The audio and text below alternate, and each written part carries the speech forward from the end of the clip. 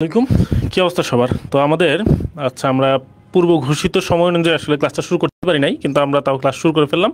যে আমাদের একটা কথা ছিল আজকে সন্ধ্যা 7টায় জৈব রসায়নের যে বোর্ড এমসিকিউ সলভ, তো এটা নিয়ে একটা ফ্রি ক্লাস নেওয়ার। এবং একে তো ফ্রি ক্লাস, এটা একটা মজার ব্যাপার। তার সাথে আমাদের সাথে আজকে একজন তোমাদের নতুন মুখ আর কি, তোমাদের কাছে এমনিতে নতুন মুখ না, তোমাদের কাছে নতুন মুখ আর কি। ওকে, তো এই ভাইয়া ক্লাস নেবেন এবং ওর পরিচয়টাকে আমি দিয়ে যাই, এবং আমিও ক্লাসে আসি। ওকে, টেনশন নেওয়ার কোনো কারণ নাই। তো ভাইয়া আমাদের K80 ব্যাচের, তার মানে এই হিসেবে আমার 6 বছরের জুনিয়র না। আচ্ছা, আমি K74, তো K80 ব্যাচের জুনিয়র। এবং ওর আগের যে কলেজ সেটা রংপুর ক্যাডেট কলেজ, তাই না? ও রংপুর ক্যাডেট কলেজের এইচএসসি স্টুডেন্ট।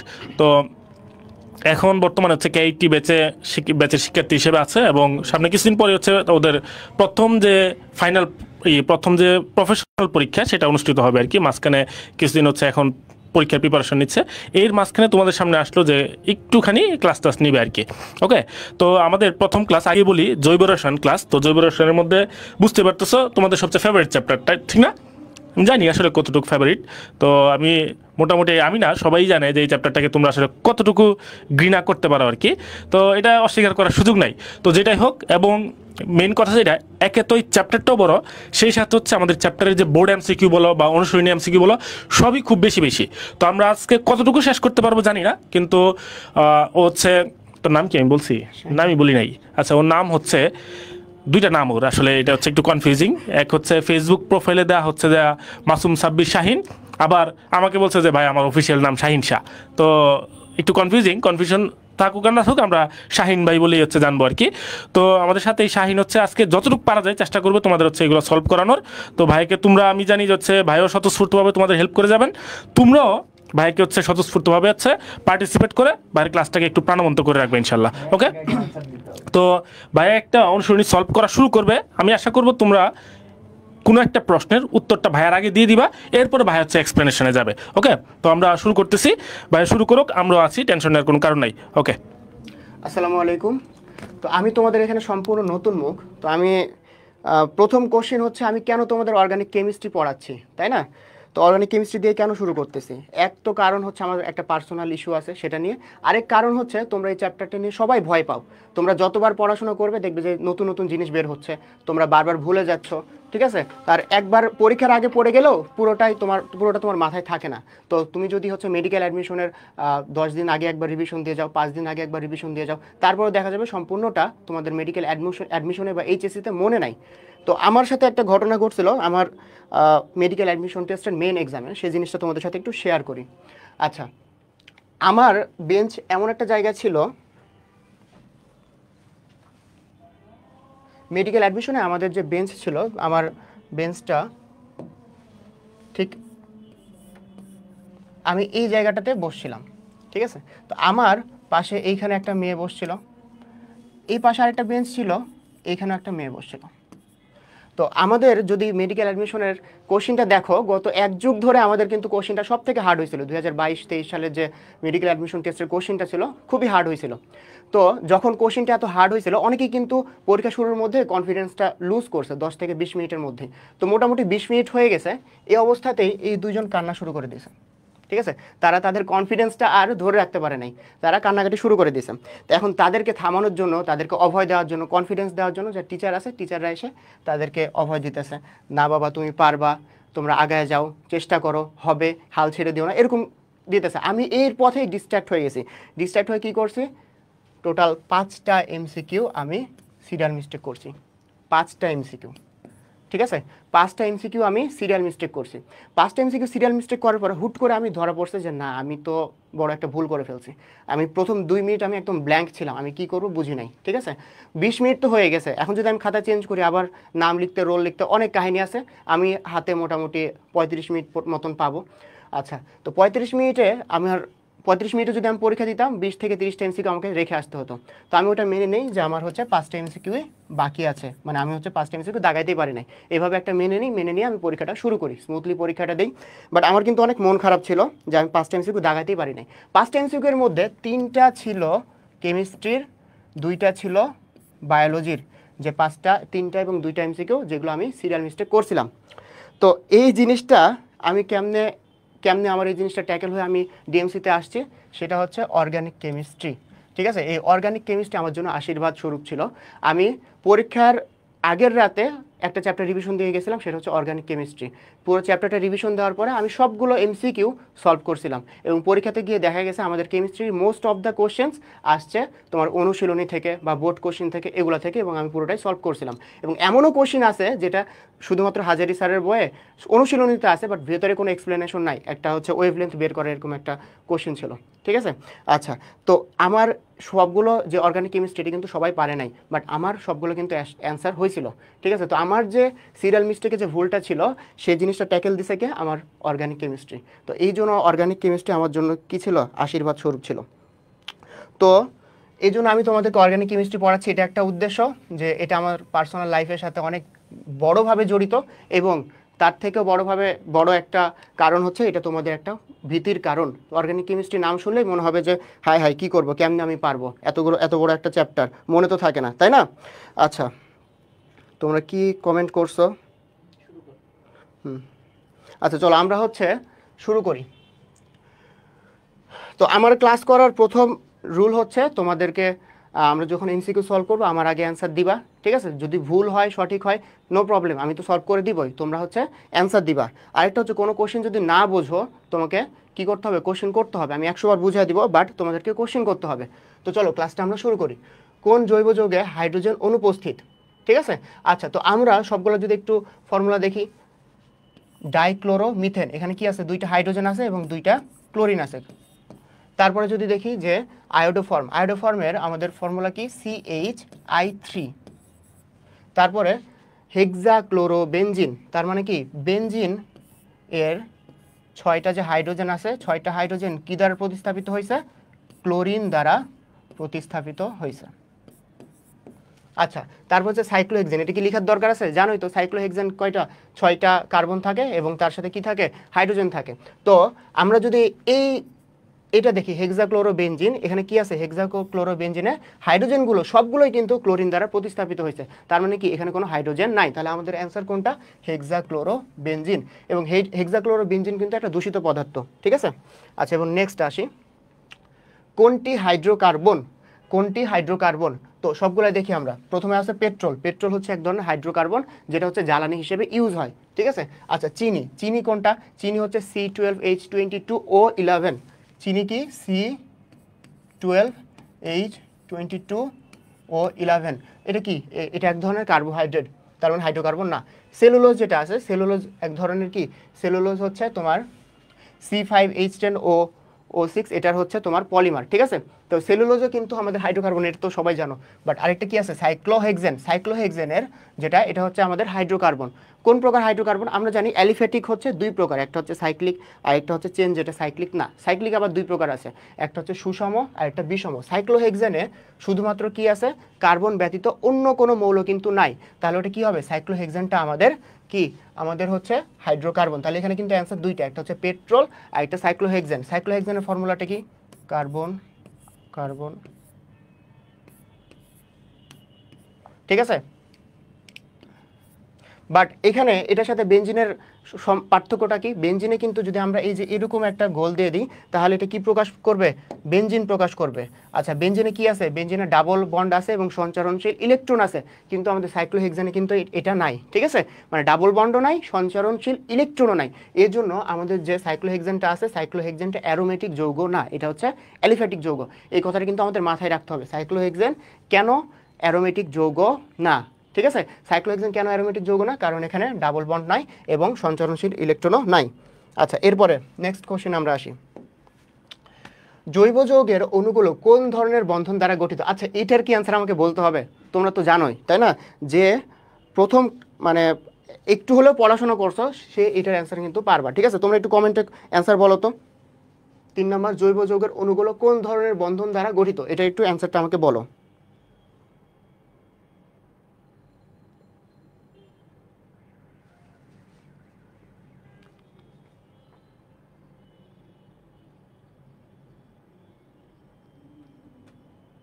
আচ্ছা, 3-এর খ অ্যান্সার করছো সাফিয়া জাহান, সিমি, সুমাইয়া, সবাই কারেক্ট। ঠিক আছে, আচ্ছা, একজন ক্লাসের পিডিএফ পাওয়া যাবে, হ্যাঁ ক্লাস শেষে পিডিএফ দিয়ে দেবো। পিডিএফ নিয়ে তোমাদের এখন মাথা ব্যথা নেওয়ার কোনো কোশ্চেন নাই, ঠিক আছে?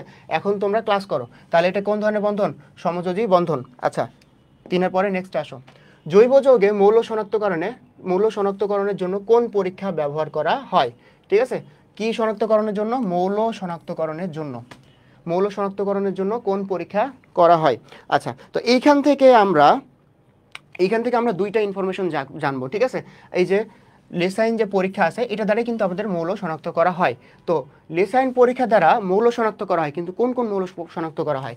একটা হচ্ছে নাইট্রোজেন, দেন হচ্ছে সালফার এবং সবগুলো হ্যালোজেন, ঠিক আছে? নাইট্রোজেন, সালফার এবং হ্যালোজেন। নাইট্রোজেন, সালফার, হ্যালোজেন দ্বারা আমাদের নাইট্রোজেন, সালফার, হ্যালোজেনকে আইডেন্টিফাই করা হয় লেসাইন পরীক্ষার মাধ্যমে, ঠিক আছে? আচ্ছা তাহলে কি করব আমরা? ভাইয়া মাথা ব্যথা এমনি করে প্রতিদিন। আচ্ছা বুঝে বুঝে পড়ো, তাহলে মাথা ব্যথা করবে না, ঠিক আছে? আচ্ছা তাহলে লেসাইন পরীক্ষা দ্বারা আমরা নাইট্রোজেন, সালফার এবং হ্যালোজেনকে আইডেন্টিফাই করতে পারি। তাহলে কিন্তু আমরা এক্সট্রা আরেকটা ইনফরমেশন জেনে রাখলাম। এরপরে নেক্সটে আসো, ক্যাটেনেশন ধর্ম প্রদর্শন করে কোন মৌল? আচ্ছা তাহলে আমাদেরকে প্রথমে জানতে হবে ক্যাটেনেশনটা কি। এখান থেকে আমরা কয়েকটা এক্সট্রা ইনফরমেশনও জানবো, ঠিক আছে? তো ক্যাটেনেশন ধর্ম কি? যদি কোনো মৌল পরস্পরের সাথে বন্ধন গঠন করে একটা শিকলের মতন বড় স্ট্রাকচার তৈরি করে, সেটা হচ্ছে ক্যাটেনেশন। ক্যাটেনা মানে হচ্ছে শিকল, ঠিক আছে? ক্যাটেন হচ্ছে একটা ল্যাটিন শব্দ যেটার মানে হচ্ছে শিকল। তো কার্বনগুলা কি করে? এটা তো আমরা জানি, কার্বন হচ্ছে ক্যাটেনেশন ধর্ম শো করে, বড় একটা শিকল হয় একে অন্যের সাথে বন্ধন তৈরি করে। এখন এই ক্যাটেনেশন ধর্মের কিন্তু স্পেশাল কিছু জিনিস আছে, সেটা কি? ফুলারিন্স। আমরা কি ফুলারিন্সের নাম শুনছি? ফুলারিন্সগুলো কি? C carbon 32, carbon 50, carbon 60, carbon 70, ঠিক আছে? এগুলো কিন্তু আমাদের ফুলারিন্স। এর মধ্যে কার্বন 60 যেটা আছে এটাকে কি বলা হয়? কার্বন 60কে বলা হয় বুকমিনস্টার ফুলারিন, ঠিক আছে? কার্বন 60কে কি বলা হয়? কার্বন 60কে বলা হয় বুকমিনস্টার ফুলারিন। তাহলে ক্যাটেনেশন কি পড়লাম? ক্যাটেনেশন জিনিসটা কি সেটা জানলাম। ক্যাটেনেশন ধর্ম কারা শো করে? কার্বন শো করে। এবং ক্যাটেনেশন ধর্মের কিছু স্পেশাল জিনিস আছে, সেটা কি? বুকমিনস্টার ফুলারিন। এগুলো হচ্ছে তার ফুলারিন্স তৈরি করে। আচ্ছা তারা কি তৈরি করে? ফুলারিন্স তৈরি করে। এবং যে বুকমিনস্টার ফুলারিন্স এর সংকেত কত? কার্বন 60। আচ্ছা একজনে অ্যান্সার করছে 720 ভর, হ্যাঁ কারেক্ট। এরপর আসো, কোনটি অ্যালিফেটিক যৌগ? কি বলছে এখানে? অ্যালিফেটিক যৌগ কোনটা? আচ্ছা অ্যালিফেটিক যৌগ কোনটা? আমরা সবগুলা দেখি একটু। এখানে টলুইন, টলুইন আমরা জানি বেনজিনের জাতক। ফেনল, এটাও বেনজিনের জাতক। ফেনল কেমনে তৈরি হয়? একটা হাইড্রোজেনকে যদি আমরা OH দ্বারা প্রতিস্থাপিত করি এটা হবে ফেনল। আচ্ছা ফেনলের সংকেতটা একটু লিখি।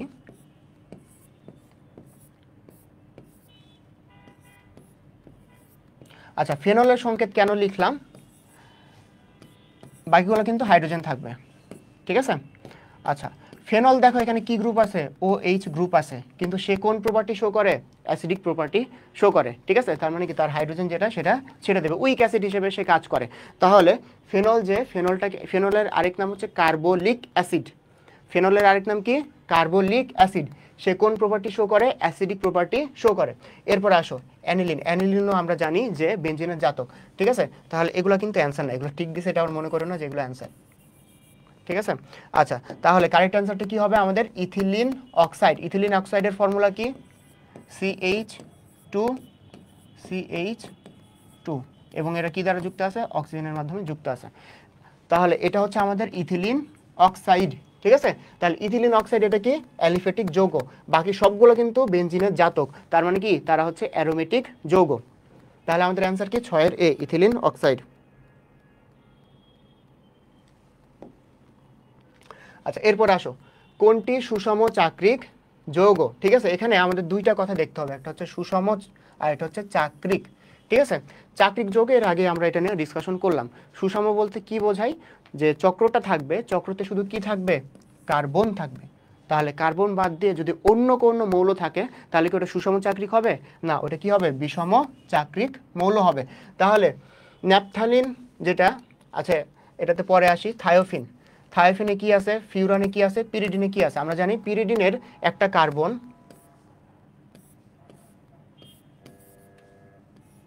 একটা কার্বনকে আমরা কি দ্বারা প্রতিস্থাপিত করছি? নাইট্রোজেন দ্বারা প্রতিস্থাপিত করছি। এটা কি হবে? পিরিডিন। আচ্ছা এরপর হচ্ছে ফিউরিন। ফিউরিনের কি হয়?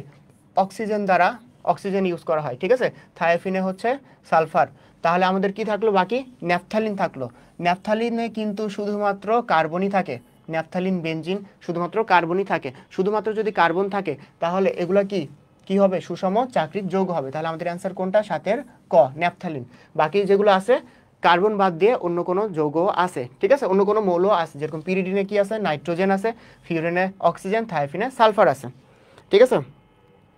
আচ্ছা, কোশ্চেনে ইয়েলো কালার বাজে দেখাই। আচ্ছা, তাহলে আমরা অন্য কালার একটা ইউজ করি। অন্য কালার কি ইউজ করা যায়? কমলাটা ইউজ করতে পারি। হেটেরো অ্যারোমেটিক যৌগ কোনটা? তো এইখানে যদি আমরা কোশ্চেনটা অ্যানালাইসিস করি আবার দুইটা জিনিস পাবো, একটা কি হেটেরো হতে হবে আর এটা কি অ্যারোমেটিক হতে হবে, ঠিক আছে। তাহলে আমাদের এই দুইটা শর্ত মেনটেন করে আমরা খুঁজবো যে কোনটা হেটেরো অ্যারোমেটিক যৌগ। আচ্ছা, এখন প্রথমে এই যে বেনজিন, বেনজিন তো আগেই বাদ। অ্যারোমেটিক যৌগ এবং কি হতে হবে? হেটেরো হতে হবে। বেনজিনে কি আছে? সবগুলো কার্বন আছে। তারপর হচ্ছে টেট্রা হাইড্রোফিউরিন। আচ্ছা, টেট্রা হাইড্রোফিউরিনে আমরা জানি যে এটা সংকেতটা কি? কার্বন কার্বন, এটাও কার্বন, এটাও কার্বন, এখানে কি আছে? অক্সিজেন আসে, ঠিক আছে। আচ্ছা, এই যে টেট্রাহাইড্রোফিউরিনটা আছে এটা কিন্তু কোনো বেনজিনের জাতক না। আমরা জানি কি অ্যারোমেটিক যৌগ কোনগুলো হবে? বেনজিন এবং বেনজিনের জাতক যেগুলো সেগুলো কিন্তু অ্যারোমেটিক হতে হবে। এখানে কি চাইছে? হেটেরো অ্যারোমেটিক যৌগ। তার মানে কি অ্যারোমেটিক হতে হবে বেনজিন অথবা বেনজিনের জাতক, এবং হেটেরো, হেটেরো মানে কি কার্বন বাদ দিয়ে অন্য কোনো একটা মৌল থাকতে হবে। তো এ তো অ্যারোমেটিক না, এ তো আগেই বাদ। তারপরে পিরিডিন, ঠিক আছে। পিরিডিন কিন্তু আমরা অলরেডি ডিসকাস করছি, পিরিডিনের স্ট্রাকচারটা বলছি। তাহলে এখানে কি আছে দেখো তো, এটা কিন্তু একটা বেনজিনের জাতক। পিরিডিনটা কি? বেনজিনের জাতক, এবং কার্বনকে প্রতিস্থাপিত করে এখানে কি বসছে? কার্বনকে প্রতিস্থাপিত করে এখানে নাইট্রোজেন বসছে, ঠিক আছে। তো এই জন্য এটা কি হেটেরো অ্যারোমেটিক। আর ইথিলিন যেটা, ইথিলিনও আমাদের কি না? ইথিলিনও আমাদের কোনো অ্যারোমেটিক যৌগই না। ইথিলিন কি কোনো অ্যারোমেটিক যৌগ? এটা হচ্ছে অ্যালিফ্যাটিক যৌগ। তাহলে আমাদের অ্যান্সার কি? পিরিডিন। এরপরে আসো,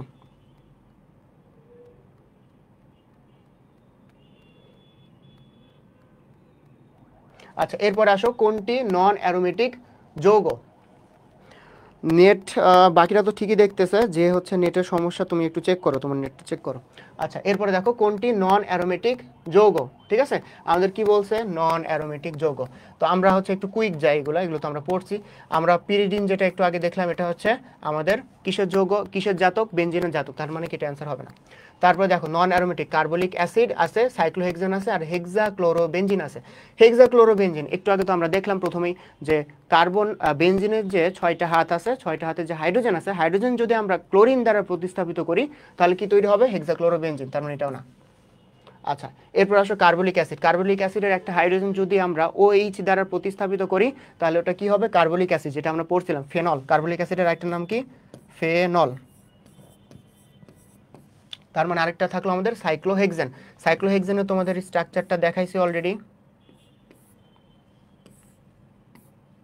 ঠিক আছে। সাইক্লোহেক্সেন এবং বেনজিনের মধ্যে পার্থক্য কি? এটা কিন্তু আমাদের বেনজিন, এটা হচ্ছে আমাদের সাইক্লোহেক্সেন, ঠিক আছে। তাহলে প্রথমটা কি? প্রথমটা হচ্ছে আমাদের সাইক্লোহেক্সেন, এটা কি আমাদের বেনজিন। তাহলে সাইক্লোহেক্সেন এটা তো 6টা কার্বন আছে, বেনজিনেও 6টা কার্বন আছে। তাহলে সাইক্লোহেক্সেন কেন বেনজিন হলো না, বা কেন অ্যারোমেটিক কম্পাউন্ড হলো না? পার্থক্য এই যে সঞ্চারণশীল ইলেকট্রন, সঞ্চারণশীল ইলেকট্রন থাকতে হবে। আরেকটা কি? ডাবল বন্ড, ঠিক আছে। এখানে কিন্তু ডাবল বন্ড আছে, কিন্তু এখানে কি নাই? ডাবল বন্ড নাই। সাইক্লোহেক্সেন, হেক্সেনে কি ডাবল বন্ড আছে? অবশ্যই নাই। হেক্সেন কি? অ্যালকেন একটা, চাকরিক, ঠিক আছে। তার মানে এখানে কোনো ডাবল বন্ড নাই, তার মানে এটা আমাদের অ্যান্সার না। তার মানে আমাদের কি হবে? সাইক্লোহেক্সেন হবে। এরপরে আসো কোনটি বিষম চাকরিক যৌগ? আবার সেম জিনিস, বিষম চাকরিক যৌগ। তার মানে কি আমাদের চাকরিক হইতে হবে এবং বিষম হইতে হবে, কার্বন বাদ দিয়ে আরেকটা যে কোনো একটা মৌল আসতে হবে। তার মানে দেখো তো, বেনজিন শুধুমাত্র সব কার্বন দ্বারা তৈরি। চাকরিক প্রোপেন, প্রোপেন বাদ দিয়ে কিছু আছে? নাই। সাইক্লোবিউটিন, এটা হচ্ছে শুধুমাত্র কি আছে? বিউটিন মানে অ্যালকিন, অ্যালকিনের চাকরিক একটা যৌগ। তার মানে কার্বন বাদ দিয়ে কিচ্ছু নাই। শুধু আমাদের অ্যান্সারটা কি হবে? ফিউরান। ফিউরানে কি আছে? অক্সিজেন আছে, ঠিক আছে।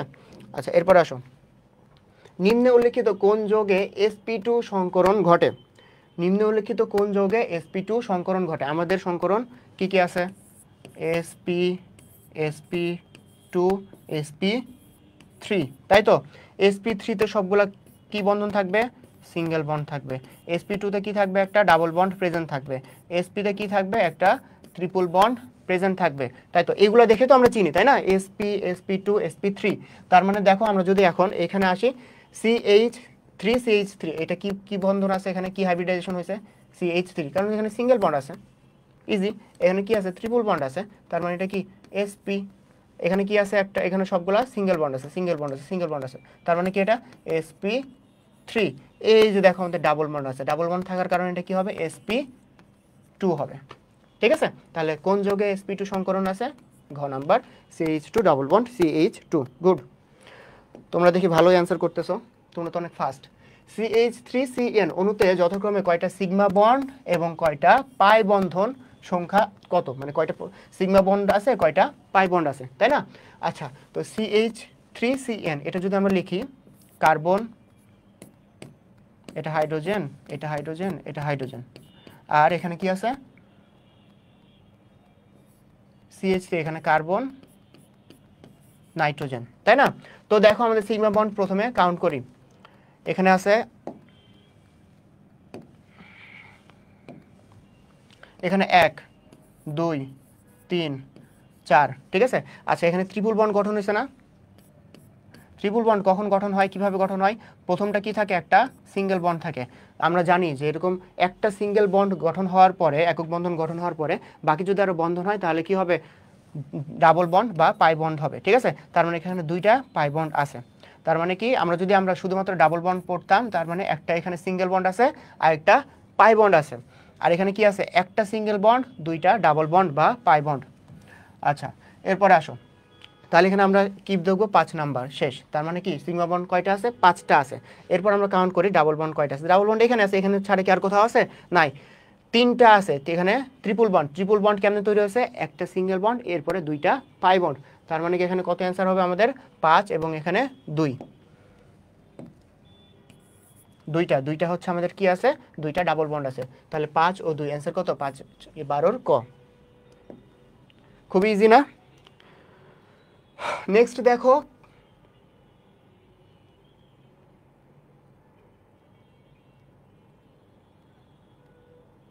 আচ্ছা নেক্সট, কার্বনিল মূলকে কার্বন পরমাণুতে কোন হাইব্রিডাইজেশন আছে, কার্বনিল মূলকে, ঠিক আছে। কার্বনিল মূলক কিন্তু দুইটা আছে, একটা হচ্ছে অ্যালডিহাইড এবং কিটোন, ঠিক আছে। কিটোন কোনটা, সি ডাবল বন্ড ও, ঠিক আছে, এদিকে হচ্ছে আর থাকবে, এদিকে একটা আর থাকবে, এটা হচ্ছে আমাদের কি, এটা হচ্ছে আমাদের কিটোন।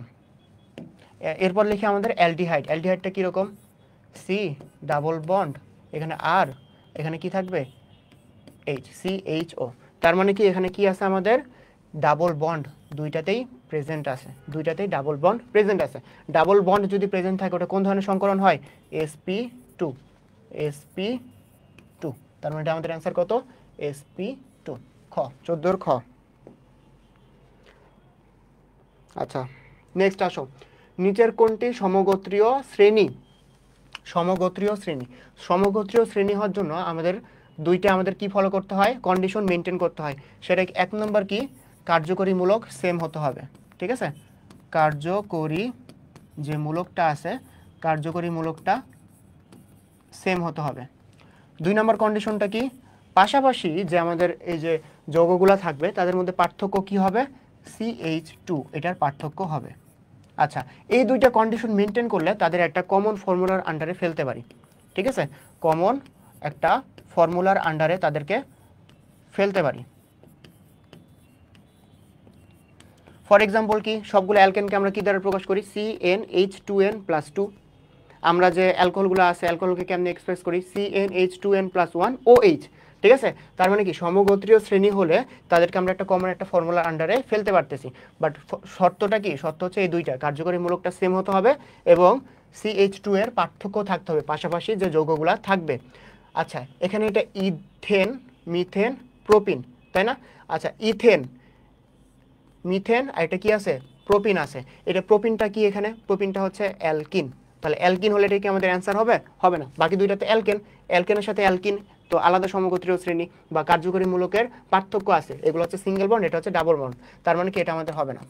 এরপর আসো, ইথিন, প্রোপিন, বিউটিন, এটা কি বলছে, ইথিন, প্রোপিন আর বিউটিন, এখানে কি আছে সবগুলো দেখো তো, সবগুলাই কিন্তু এখানে আছে ডাবল বন্ড, ঠিক আছে, ডাবল বন্ড। এরপরে আসো, এটা আমরা রাখি একটু, তারপর আসো ইথেন, প্রোপেন, বিউটেন, তারপরে কি আছে ইথিন, মিথেন, বিউটিন, তার মানে কি এটা আমাদের বাদ। বাট এই দুইটা দেখো এখানে সবগুলাই কিন্তু আমাদের অ্যালকিন আছে, সবগুলাই কি আমাদের এখানে অ্যালকিন, ঠিক আছে, এখানে সবগুলাই কি অ্যালকিন।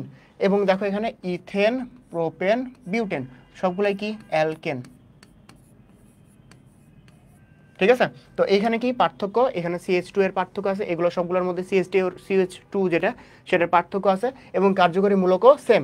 তার মানে কি আমাদের অ্যান্সার খ এবং গ দুইটা ডাবল অ্যান্সার আছে এই কোশ্চেনটার। এরপরে নেক্সটে আসো,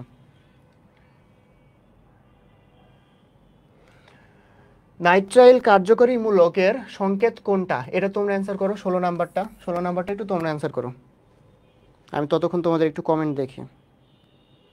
ভাইয়া আর একটু জুম করলে ভালো হয়, লেখা বোঝা যায় না। জুম করলে, আচ্ছা যেহেতু ক্লাস সেট করে ফেলা হয়েছে আমি একটু বড় ফন্টে লিখতেছি, ঠিক আছে, একটু বড় করে লিখবো, সমস্যা নাই। তোমরা একটু 16 নম্বরে অ্যান্সার করো, নাইট্রাইল কার্যকরী মূলকের সংকেত কত, CN। সবাই 16 গ অ্যান্সার করছো, ঠিক আছে। তো 16 গ হচ্ছে নাইট্রাইল বা CN। আচ্ছা, এটা দেওয়ার উদ্দেশ্য কি, তোমাকে সবগুলো কার্যকরী মূলকের সহজ কোশ্চেন বাট দেওয়ার উদ্দেশ্য সবগুলো কার্যকরী মূলকের যে সংকেতটা আছে সংকেতটা কিন্তু তোমাদেরকে মুখস্থ করতে হবে, ঠিক আছে, সবগুলাই বই থেকে পড়ে নিবা। এখন এখান থেকে আমরা একটা এক্সট্রা জিনিস দেখবো, নাইট্রাইল যেটা এটার আরেক নাম কি সায়ানো, ঠিক আছে, নাইট্রাইল হচ্ছে সায়ানো, নাইট্রাইল আরেক নাম কি সায়ানো। তাহলে এখানে কি বলতে পারে, সায়ানো বলতে পারে। তাহলে এখানে আমরা কি দেখলাম, কার্যকরী মূলকটা কোনটা, নাইট্রাইল CN, এবং এটা কি, এটা হচ্ছে সায়ানো। নেক্সটে আসো, অ্যামাইডের কার্যকরী মূলক কোনটা, এটাও সেম, তোমরা একটু বলো তো, 17-র অ্যান্সারটা করো, 17-র অ্যান্সারটা করো, অ্যামাইডের কার্যকরী মূলক কোনটা, এটা তোমাদের পড়া এখানে বোঝার কিছু নাই, ঠিক আছে।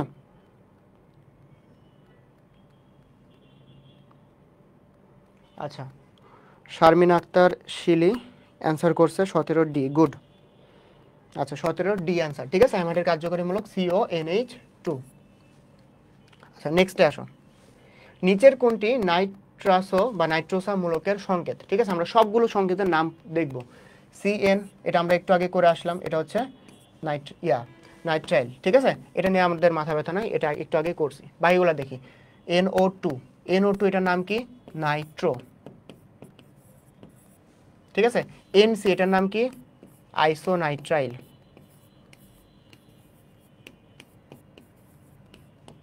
আইসোনাইট্রাইল। আর NO যেটা, NO তাহলে আমাদের কি হবে, NO হচ্ছে আমাদের নাইট্রোসো মূলকের সংকেত। আচ্ছা, আমি সবগুলো কেন করাইতেছি, সবগুলো কেন বলতেছি, কোনটা কোন ধরনের। আচ্ছা, এটার একটা উদ্দেশ্য আছে, সেটা হচ্ছে আমরা যখন কোশ্চেন সলভ করি তোমরা কি যাও খুব ফাস্ট শুধু অ্যান্সারটা দেখে যাও, তাই না, বাকি অপশনগুলো দিকে তোমরা তাকাও না। যদি আমরা একটা কোশ্চেনের বাকি 4টা কোশ্চেন, মানে বাকি যে 3টা আছে সেই 3টা সম্বন্ধে জেনে নিই, তাহলে আমরা কি করব, একটা MCQ সলভ করে 4টা প্রশ্নের আমরা উত্তর বের করতে পারবো। ওইটাই যে আসবে তোমাকে কে বলছে, তাই না। তো বাকি যে অপশনগুলো থাকবে, বাকি অপশনগুলো আমাদেরকে স্টাডি করতে হবে, বাকি অপশনগুলো থেকেও যে কি ওটা বলছে সেই অ্যান্সার বা কি বলছে সেটা সম্বন্ধে জানতে হবে আমাদের, ঠিক আছে। আচ্ছা, এরপর আসো, নিচের কোন যৌগে নাইট্রাইল কার্যকরী মূলক থাকে, এটা আমরা করছি 100 বার করছি, CH3CN। আচ্ছা, কোনটিতে একসাথে অ্যালকোহল ও অ্যাসিডের কার্যকরী মূলক বিদ্যমান। আচ্ছা, এই কোশ্চেনটা যদি কেউ না পড়ো তাহলে কি পারবা, এটা কি কোনো হচ্ছে বুদ্ধি খাটায় বের করার জিনিস, যদি এটা না পারো, না পড়ে থাকো, তাহলে কিন্তু এই ধরনের কোশ্চেন পারবা না, ঠিক আছে। তার মানে কি এখানে আমাদের ডিরেক্ট মুখস্থ টাইপ জিনিসও অনেকগুলো আছে, ঠিক আছে। আচ্ছা, তো অক্সালিক অ্যাসিড, এটাতে আমাদের COOH থাকে, অ্যাসিটিক অ্যাসিড COOH থাকে, ম্যালিক অ্যাসিড COOH গ্রুপটা থাকে, শুধুমাত্র কি থাকে COOH, কোনটাতে, এটাতে, এটাতে আর এটাতে, তার মানে কি ক নাম্বারটাতে। এখন আমাদের বাকি থাকলো কোনটা, ল্যাকটিক অ্যাসিড। এখন ল্যাকটিক অ্যাসিডের যদি সংকেত দেখতে যাই, ল্যাকটিক অ্যাসিডের সংকেতটা কি, আচ্ছা ল্যাকটিক অ্যাসিডের সংকেতটা কি, CH3CHOH COOH। তাহলে এখানে দেখো একসাথে কিন্তু 2টা গ্রুপ বিদ্যমান আছে, ঠিক আছে।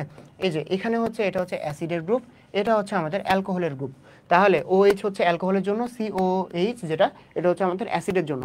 তাহলে একসাথে দুইটা গ্রুপ এখানে কিন্তু বিদ্যমান আছে, তার মানে কি এখানে একসাথে অ্যালকোহল ও অ্যাসিটিক অ্যাসিডের কার্যকরী মূলক এখানে আছে। তাহলে এটা হচ্ছে আমাদের ল্যাকটিক অ্যাসিডের ফর্মুলা।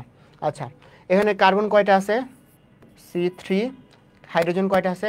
3 4 5 6 H6। আচ্ছা, আরেকটা কি আছে এখানে?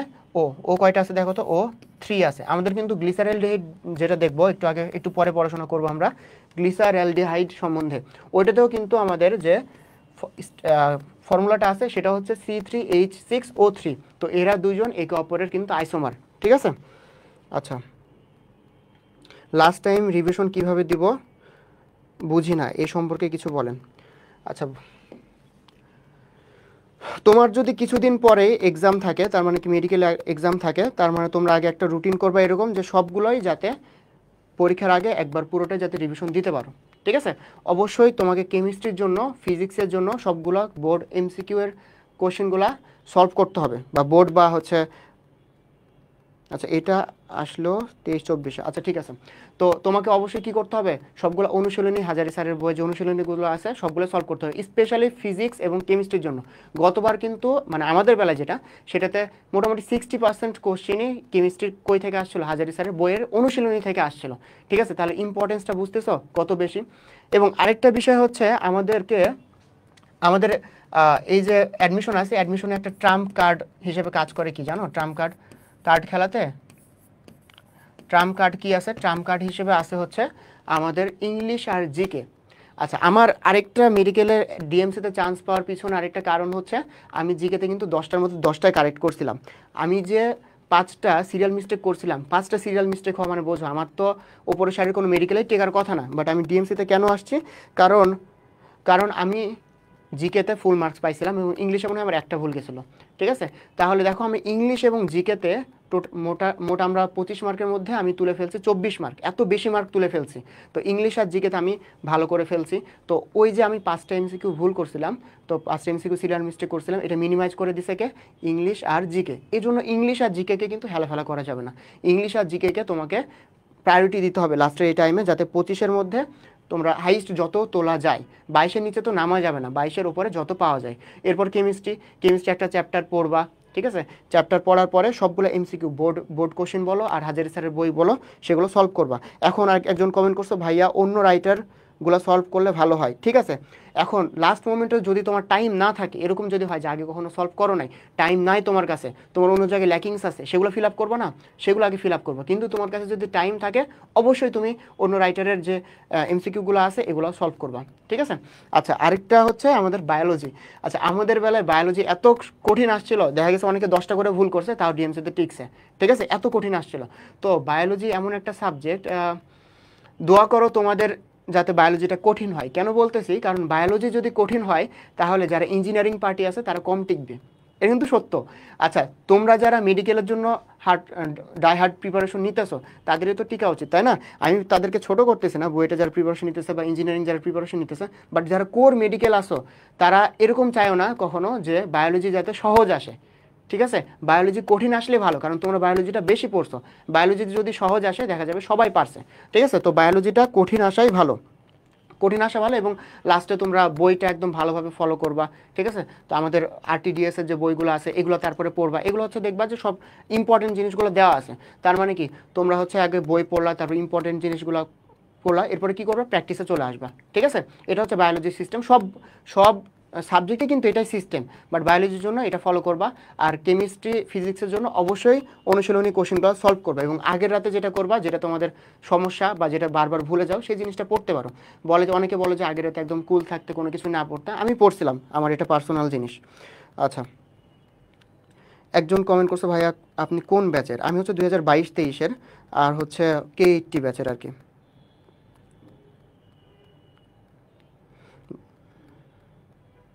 আচ্ছা, যদি কোনো কোশ্চেন না থাকে আমরা তাহলে নেক্সটে যাই, আবার পড়াতে চলে যাই। অ্যালকোহল মূলকের সাধারণ সংকেত কোনটা? আচ্ছা, এটা আমি পড়াবোই না, এটা হচ্ছে কি, আরে সাদা কেন নিয়েছি? CnH2n, ঠিক আছে? এরপরে OH আছে, বাট কোনোটাতে যেহেতু দেওয়া নাই আমাদের কারেক্ট অ্যান্সার এটাই, ঠিক আছে? বোর্ডে কিন্তু এরকম MCQ করে। এরপরে আসো, অগ্রগণ্যমূলক যে ইয়াটা কার্যকরী মূলক আছে সেটা কোনটা, ঠিক আছে। এটা দেওয়ার উদ্দেশ্য হচ্ছে, এটা তো দেখতেছো যে এটা হচ্ছে আমার সলভ করার বিষয় না, ঠিক আছে। এটা তো তোমাদের যে চারটা দেওয়া আছে চারটা পড়লে হবে, জ্ঞানমূলক কোশ্চিন। কেন দিছি? কারণ এই সব কোশ্চিন কিন্তু মেডিকেলেও আসে, মেডিকেল পরীক্ষাতেও আসে, এইচএসসি তো আসেই। তাহলে কি করতে হবে? সিরিয়ালি ওপর থেকে নিচ পর্যন্ত পুরো যে হাজারি স্যারের বইতে যে ছকটা দেওয়া আছে কার্যকরী মূলকের পুরোটাই সলভ করতে হবে। নেক্সটে আসো, বায়োলজি কোন কোন রাইটারের বই পড়ছেন? আচ্ছা দেখো, বায়োলজি যে অন্য রাইটারগুলো আছে, অন্য রাইটারের ইনফরমেশনগুলো কিন্তু কোচিং সেন্টার এখানে কিন্তু ইম্পর্টেন্ট ইনফরমেশনগুলো দেওয়া আছে, ঠিক আছে।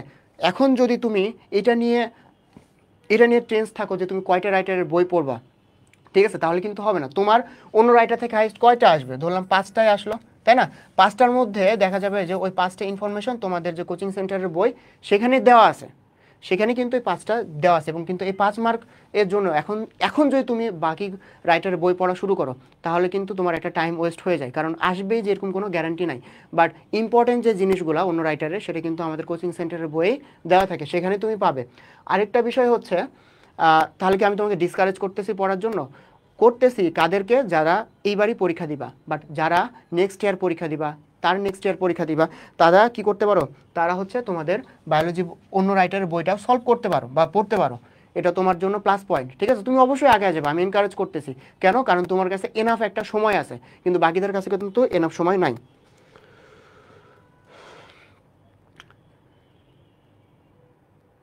আচ্ছা, আশানুরূপ মার্কস না পাইলে হতাশ লাগে অনেক। আচ্ছা দেখো, তোমার আশানুরূপ মার্কস যেটা বলতেছো তুমি, আচ্ছা এটা অবশ্যই আমারও হতাশ লাগতেছিল, বাট তোমাকে হাল ছাড়া যাবে না। তুমি যদি হতাশ হও দেখা যাবে যে আর তুমি খারাপ করতেছো। চলো আমরা হচ্ছে সলভে চলে আসি, ঠিক আছে। এদিক থেকে মনে হয় ভালো দেখা যাবে। ইউপ্যাক পদ্ধতিতে নামকরণ কোনটা? আচ্ছা, এই টপিকটা যেটা আছে বা নামকরণ যেটা আছে সেটা কিন্তু আমাদের মেডিকেল অ্যাডমিশনের জন্য লেস ইম্পর্টেন্ট, আমাদের যে ইয়াতে এইচএসসিতেও কম আসে, ঠিক আছে। তো এই জিনিসটা আমরা একটু ফাস্ট সলভ করি। তো আমরা প্রথমে কি করলাম? মেন যে কার্বন শিকল আছে সেটা আইডেন্টিফাই করলাম। কেমনে আইডেন্টিফাই করলাম? আমাদের ডাবল বন্ড যেটা আছে সেটা ইনক্লুড করতে হবে এবং সবথেকে বড় সবথেকে বেশি কার্বন সংখ্যা হয় এমন একটা শিকল নিতে হবে। তারপর দেখো আমরা হচ্ছে ইয়াগুলো লিখি। এটা হচ্ছে 1 number carbon, 2 number carbon, 3 number carbon, 4, 5 number carbon. তাহলে এটা কি হবে? পেন্টিন হবে। কেন পেন্টিন হবে? এখানে হচ্ছে একটা ডাবল বন্ড আছে, তাই তো? আচ্ছা দেখো, এখানে একটা তার অন্য কালিটা ইউজ করি তাহলে ভালো দেখতে পাবা। আচ্ছা এখানে দেখো তার একটা শিকল আছে, মানে ব্রাঞ্চ আছে একটা, এখানেও তার একটা ব্রাঞ্চ আছে, ঠিক আছে। ব্রাঞ্চগুলোকে আমরা প্রিফিক্সে লিখি। তো এটা কয় নাম্বার কার্বন আছে? 2 নাম্বার কার্বনে। এটা কয় নাম্বার কার্বনে আছে? 3 নাম্বার কার্বনে। তাহলে কি হবে? 2 3, এগুলো কি ইথাইল, তাহলে 2 3 ডাই ইথাইল।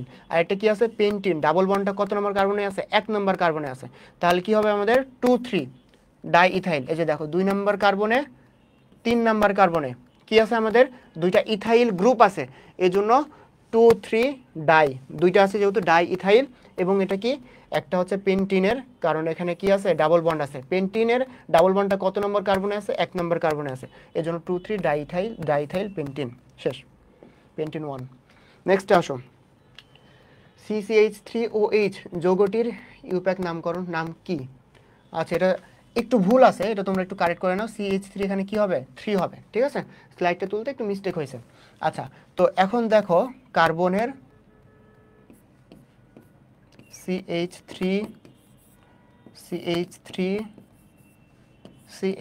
তিনটা মিথাইল গ্রুপ আছে, ঠিক আছে। আর এটা কি আছে? OH আছে। তো আমরা কি করলাম? প্রথমে মেন কার্বন শিকল যেটা সেটা আইডেন্টিফাই করব। মেন কার্বন শিকল কোনটা? এটা, ঠিক আছে।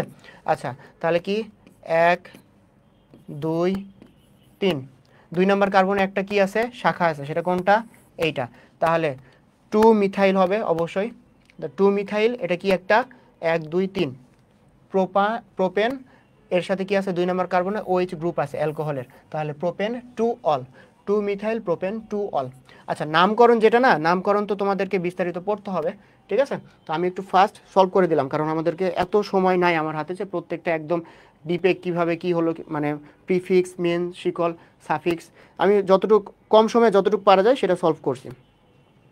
আচ্ছা CH3CHOH CH2 আর মানে এই যৌগটা যেটা আছে, এই যৌগটার আইপিক নামকরণ কোনটা, ঠিক আছে।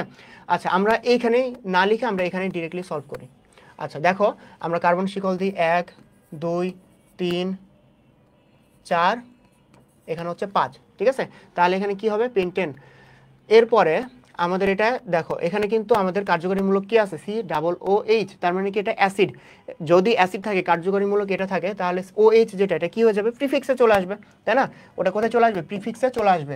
তো OH যেটাতে কত নম্বর কার্বন আছে, 4 নম্বর কার্বন আছে, এটা তাহলে কি হবে, 4 হাইড্রোক্সি। তাহলে এখানে দেখো কোনো অপশনে কিন্তু আর 4 হাইড্রোক্সি নাই, এই একটাতে আছে, তার মানে আমরা এটাই অ্যান্সার হবে। বাকিটুকু যদি আমরা না করি, সলভ না করি, তারপরে আমরা বুঝতে পারতেছি যে এটা অ্যান্সার হবে। তো বাকিটুকু করো, 5টা আছে, 5টা কার্বন থাকলে ওটা কি হবে, পেন্টানোয়িক অ্যাসিড, তাহলে 4 হাইড্রোক্সি পেন্টানোয়িক অ্যাসিড। নেক্সটে আসো, C5H12 সংকেত বিশিষ্ট যৌগের কতটি সমাণু সম্ভব। আচ্ছা, সমাণু বিষয়ে তোমাদের যদি আমি বলি, তো সমাণু বের করার, কয়টা সমাণু সম্ভব, এগুলো বের করার কিন্তু কোনো কি নাই, এগুলো বের করার কিন্তু কোনো শর্ট টেকনিক নাই, ঠিক আছে। তো তাহলে তোমরা কি করবে, তাহলে কি তোমরা অ্যান্সার করবে না, অবশ্যই অ্যান্সার করবে। তাহলে কি করবে, সমাণুর যে পোর্শনটা আছে হাজারি স্যারের বইয়ে, এখানে যে কয়টা এক্সাম্পল আছে সেই কয়টা এক্সাম্পলের কার কয়টা আছে একদম ঠাড়া মুখস্থ করবা। আচ্ছা, আমি কেন মুখস্থ করতে বলতেছি, অ্যাডমিশনে কিন্তু তোমার এত সময় নাই, একটা অ্যান্সার করার জন্য তোমরা 20 সেকেন্ড করে টাইম পাবে, ঠিক আছে। একটা এমসিকিউ সলভ করার জন্য 20 সেকেন্ড করে টাইম পাবে। এখন প্রত্যেকটা কি তোমার বের করে করে যদি করো তাহলে কি সম্ভব, সম্ভব না, ঠিক আছে। তার মানে কি তোমার কয়টা, কোনটার কয়টা সমানু হয়, এটা তোমাকে হাজারি স্যারের বই থেকে মুখস্থ করে নিতে হবে, বা একটা তোমার স্টিকি নোটে সবগুলার কার কয়টা হয় এটা কিন্তু তোমরা লিখে রাখতে পারো। আমি যেটা করছিলাম, কার কয়টা সমানু হয় এটা আমি লিখে রাখছিলাম, পরীক্ষার আগে জাস্ট দেখে যাইতাম, কারণ সবগুলো তো বের করা সম্ভব না, এবং এইচএসসিতেও কিন্তু এত সময় পাওয়া যায় না, ঠিক আছে। আচ্ছা, C5H12 কতটি সমাণু সম্ভব, এটা ইজি বেশি, বাকি পরে যেগুলো আসবে ওগুলো একটু বের করা কঠিন। তাহলে এটা কি একটা পেন্টেন, পেন্টেন কয় প্রকার আছে, এখানে কি কি হবে, এন পেন্টেন,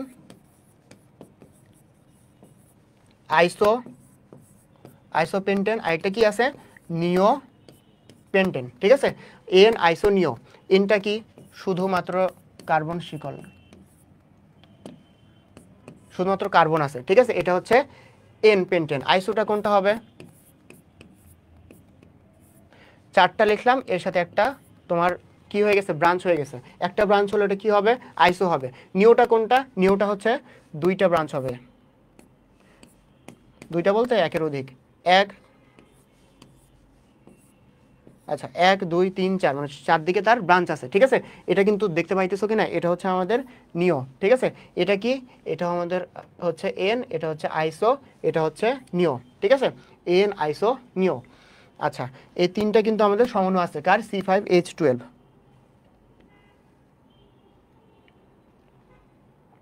আচ্ছা, এরপরে দেখো C3H6O2 সংকেত বিশিষ্ট যৌগের কতটি সমাণু সম্ভব, এইটা নিয়ে আমি কিন্তু বলতেছিলাম যে এইটা কিন্তু তুমি যদি পরীক্ষার খাতায় লিখে লিখে বের করতে যাও তাহলে কিন্তু এত সময় হবে না এবং তোমার মাথাও ঠান্ডা থাকবে না, ঠিক আছে। এই জন্য কি করতে হবে, একটু তোমার কার কয়টা সম্ভব হাজার স্যারের বই থেকে সবগুলো স্টিকি নোট দিয়ে লিখে রাখবা। তো এটা আমরা একটু ফার্স্ট দেখি, একটা কি অ্যাসিড হয়, আরে CH3 CH2 COOH, একটা হচ্ছে অ্যাসিড। তারপরে কি আছে, CH3 C ডাবল বন্ড ও, এটা কি আছে আবার CH3, এটা একটা আছে। আর একটা হচ্ছে CH2, এখানে ডাবল বন্ড আছে CH, তারপর হচ্ছে CH2OH, ঠিক আছে। তো এটা যেটা আছে এটা তো আমি এটা দেখবো তোমার হাজারি স্যারের বইতে আছে, ঠিক আছে, এটা কিন্তু তোমার হাজারি স্যারের বইতে আছে, বইটা দেখলে তুমি পাবে। তো সমাণু নিয়ে আমি যেটা বললাম, সমাণু কিন্তু আবারও বলতেছি একদম কি করে নিবা, কার কয়টা সমাণু আছে তোমরা স্টিকি নোটে লাগায় মুখস্থ করে নিবা। আচ্ছা, এরপর আসো C3H6O কয়টা সমাণু সম্ভব, এটারও সেম, এটারও কয়টা সমাণু সম্ভব, 3টা সমাণু সম্ভব, ঠিক আছে। আচ্ছা, এটাও হাজারি স্যারের বই থেকে তোমরা একটু দেখে নিবে। আগেরটা তো জানো, একটা অ্যালডিহাইড হবে, একটা কিটোন হবে, আর একটা হচ্ছে তোমার ডাবল বন্ডে হবে, ঠিক আছে। আচ্ছা, নিচের কোনটি অ্যালকোহল নয়, নিচের কোনটি অ্যালকোহল নয়, দেখো সবগুলাই যদি আমরা দেখি, অ্যালকোহলের একটা সাধারণ সংকেত আছে বা ফর্মুলা আছে, CnH2n+1OH, ঠিক আছে। এটার দ্বারা যেগুলো পড়বে সবগুলোই কিন্তু আমাদের অ্যালকোহল। তাহলে 6 দুগুণী 12 আর 1 13, তার মানে কি এটা আমাদের অ্যালকোহল হবে। C6H7OH, ঠিক আছে, এটা আমরা একটু রাখি। এরপরে দেখো C6H11OH, এটা তো কি আছে OH গ্রুপ আছে। আচ্ছা এটা কিন্তু আমাদের অ্যালকেনের জন্য মানে সিঙ্গেল বন্ড থাকলে এটা ফর্মুলা। তো আমাদের এখানে কি থাকবে, এখানে ডাবল বন্ড আছে, ডাবল বন্ড হয়ে কি হয়েছে OH হয়েছে, এখানেও OH হয়েছে, এই জন্য কিন্তু এই হাইড্রোজেনের সংখ্যা কমে আসছে, কারণ এখানে এই দুটাতে ডাবল বন্ড প্রেজেন্ট আছে। তাহলে এটা কি C6H5OH, এটা কিন্তু আমাদের ফেনল, যেটা আমরা আগে দেখাইছি, ঠিক আছে। ফেনল, এটা কি আছে, একটা OH দ্বারা প্রতিস্থাপিত হয়েছে, তাহলে এটা কি ফেনল। ফেনল কি একটা অ্যালকোহল? ফেনল হচ্ছে একটা উইক অ্যাসিড, ঠিক আছে। এটা কিন্তু আমি ক্লাসের শুরুর দিকে বলছি যে ফেনল হচ্ছে এক ধরনের একটা উইক অ্যাসিড। সেটা কি, সেটা হচ্ছে কার্বলিক অ্যাসিড। তাহলে এর এর প্রকৃতি কি হবে, অ্যাসিডিক হবে, অ্যালকোহলিক হবে না। আচ্ছা বাইগুলোতে টিক মেরে রাখছি, বাট ওটা অ্যান্সার না। অ্যান্সার কোনটা, এটা। এরপর আসো নেক্সট, C4H10O দিয়ে গঠিত সকল সমাণুকের মধ্যে কোনটি আলোক সমানুতা প্রদর্শন করে?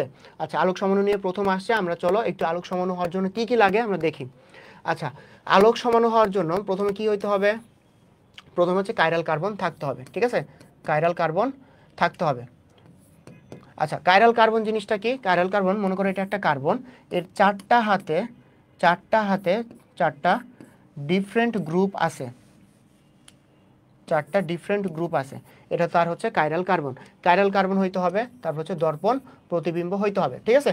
তো আলোক সমাণু হওয়ার জন্য আমরা প্রথমে খুঁজবো কি কাইরাল কার্বন কোনটা, ঠিক আছে। কাইরাল কার্বন যদি আমরা বের করতে পারি তাহলে কিন্তু আমাদের খুব ইজি। তো তোমরা কি অ্যান্সার করছো, 36-এর বি অ্যান্সার করছো, সেকেন্ডারি বিউটানল, ঠিক আছে। আমরা দেখি তো তোমাদের অ্যান্সারটা ঠিক আছে কিনা। বাকিগুলোও কিন্তু আমি লিখে লিখে বর্ণনা করতে পারি, যেরকম প্রাইমারি বিউটানলে কি হবে, 1 নম্বর কার্বনে OH-টা থাকবে, টারশিয়ারিতে 3-এ চলে যাবে, ঠিক আছে। বিউটানলে তো অ্যালডিহাইড, তো সেকেন্ডারি বিউটানলে কি হইতেছে, 1 2 3 4।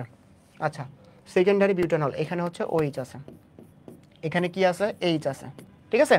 এখানে OH, এটাতে হচ্ছে H গ্রুপ আছে। তার মানে কি এখানে কি কি আছে দেখো, এইদিকে একটা কার্বন শিকল আছে, এখানে কিন্তু কি থাকবে আমাদের,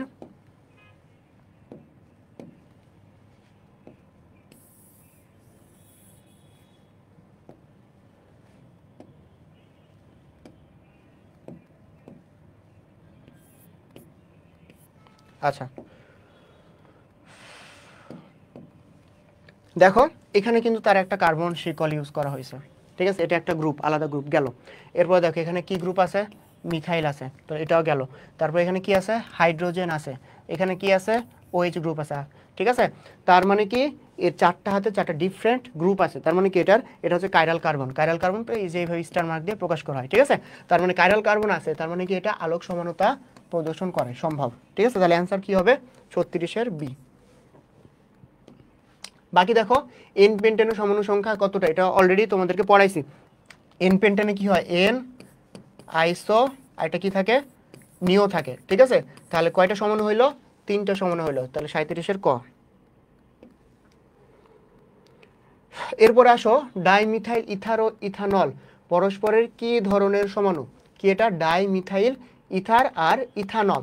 ডাইমিথাইল ইথার এর সংকেত কি, CH3 ও CH3, এটা কি ডাইমিথাইল ইথার। এরপর আসে ইথানল, ইথানলটা কোনটা, ইথানলটা হচ্ছে CH3CH2OH, ঠিক আছে। আচ্ছা তাহলে তোমাদের কি হতে হবে, সবগুলার স্ট্রাকচারাল ফর্মুলা আলাদা হইলে, আর যদি তোমার মলিকুলার ফর্মুলা যেটা আছে সেটা যদি সেম হয় তাহলে পরস্পরের আইসোমার, ঠিক আছে। তো এখানে দেখো এটাতে কার্বন 2টা আছে, তারপরে হাইড্রোজেন কয়টা আছে, 6টা আছে, অক্সিজেন 1টা আছে, এখানেও সেম কিন্তু। বাট এই যে এখানে কি আছে, ইথারের একটা গ্রুপ আছে আলাদা, এখানে আমাদের আলাদা গ্রুপ আছে। তো এই যে এই আলাদা গ্রুপ হওয়ার কারণে কার্যকরী মূলক আলাদা, এই জন্য এটা কিসের পার্থক্য হয়েছে, কার্যকরী মূলকের পার্থক্য হয়েছে। তাহলে এটা কোন ধরনের সমাণু, কার্যকরী মূলক সমাণু, শেষ। আচ্ছা 38-এর সি। এরপর আসো, কোন সমানুতা আপনা আপনি ঘটতে পারে, ঠিক আছে। আচ্ছা কোন সমানুতা আপনা আপনি ঘটতে পারে, এখানে জানি আমরা টটোমারিজমটা আপনা আপনি ঘটতে পারে। টটোমারিজমটা এই জন্য আপনা আপনি যেহেতু ঘটতে পারে, এদেরকে কি বলা হয়, এদেরকে কিন্তু বলা হয় গতিশীল সমাণু, ঠিক আছে। গতিশীল, এটা হচ্ছে গতিশীলতা প্রকাশ করে।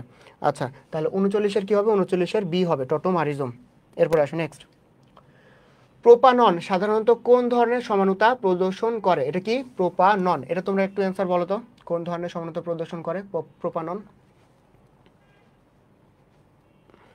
একটু 43 নাম্বার অ্যান্সারটা, 43 নাম্বারের একটু অ্যান্সারটা করো, প্রোপানন সাধারণত কোন ধরনের সমানুতা প্রদর্শন করে।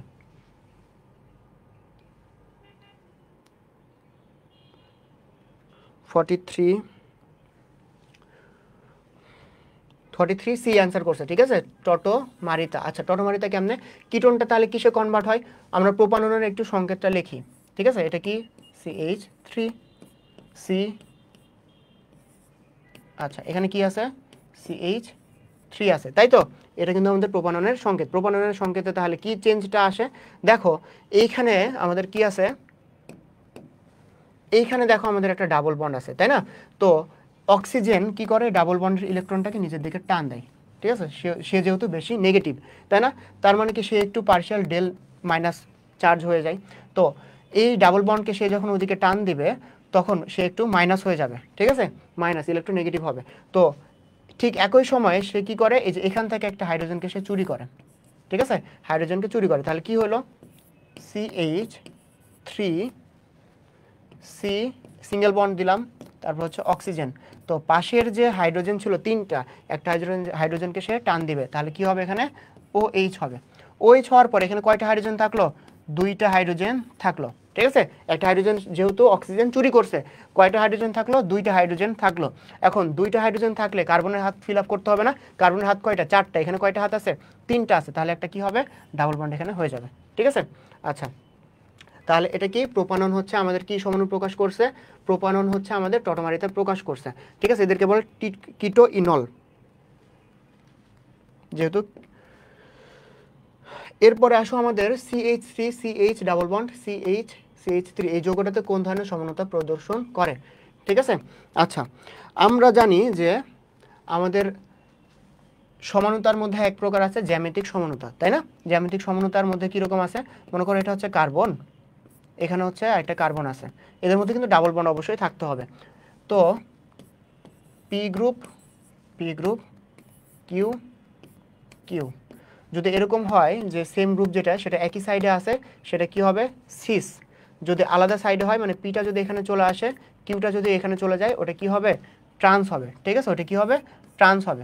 তো এটা হচ্ছে সিস ট্রান্সের আমাদের, সিস ট্রান্সের হচ্ছে আমাদের কিভাবে হয় সেটা হচ্ছে আমরা শিখলাম। এখন দেখব যে যে মৌলটা আছে এখানে আসলে কি হইতেছে, মানে যে যৌগটা দিছে আমাদের, এই যৌগটাতে কি দেখা যাচ্ছে।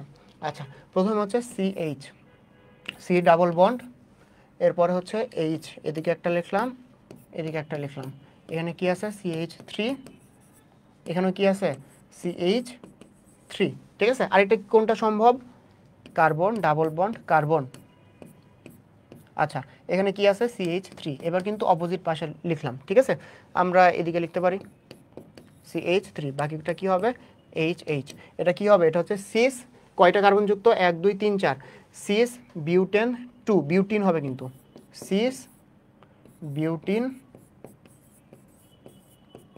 2, ঠিক আছে, আর এটা কি হবে ট্রান্স বিউটিন 2, একটা হচ্ছে সিস আর এটা কি ট্রান্স, ঠিক আছে, তাহলে আমাদের অ্যান্সার কি হবে CH3 CH, এটা হচ্ছে কি জ্যামিতিক সমাণু, কিন্তু আমরা কিন্তু ডিটেলসে পড়ে ফেললাম, ঠিক আছে, জ্যামিতিক সমাণু দুই প্রকার সেটাও কিন্তু পড়ে ফেলছি। তাহলে কোনটি জ্যামিতিক সমানুতা প্রদর্শন করে, এটা তোমরা অ্যান্সার করো, 49টা একটু তোমরা অ্যান্সার করো।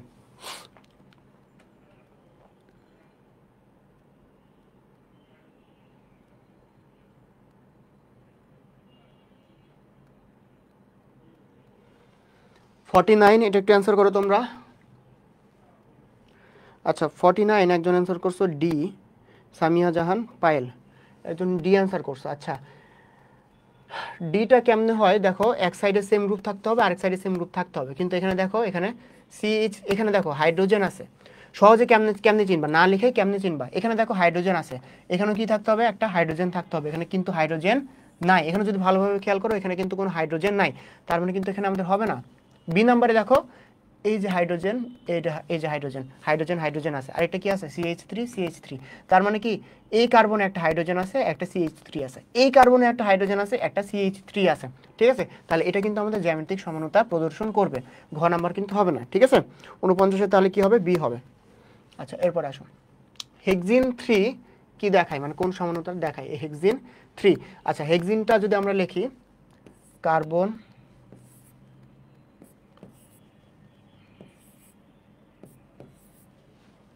আরে কি সমস্যা,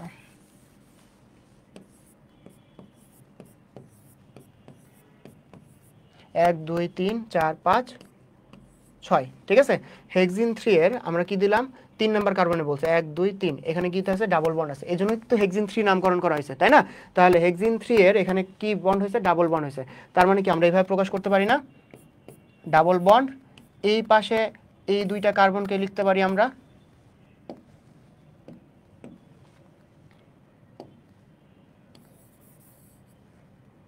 ঠিক আছে। তাহলে আমাদের যে এই দুইটা কার্বন আছে আমরা কোথায় লিখতে পারি, এখানে লিখতে পারি। আবার দেখো এই দুইটা যে কার্বন আছে আমরা কোথায় লিখতে পারি, এখানে লিখতে পারি, ঠিক আছে। আর হাইড্রোজেন তো তার আছেই, তাই এখানে কি হবে, হাইড্রোজেন হবে। তার মানে কি এটা কোন ধরনের সমানতা প্রদর্শন করে, সিস ট্রান্স সমানতা প্রদর্শন করে। 50। আচ্ছা, এরপরে আসো, একটি জৈব যৌগে দুটি অসদৃশ অপ্রতিসম কার্বন আছে, ঠিক আছে। যৌগটি কয়টি সমাণু গঠন করে?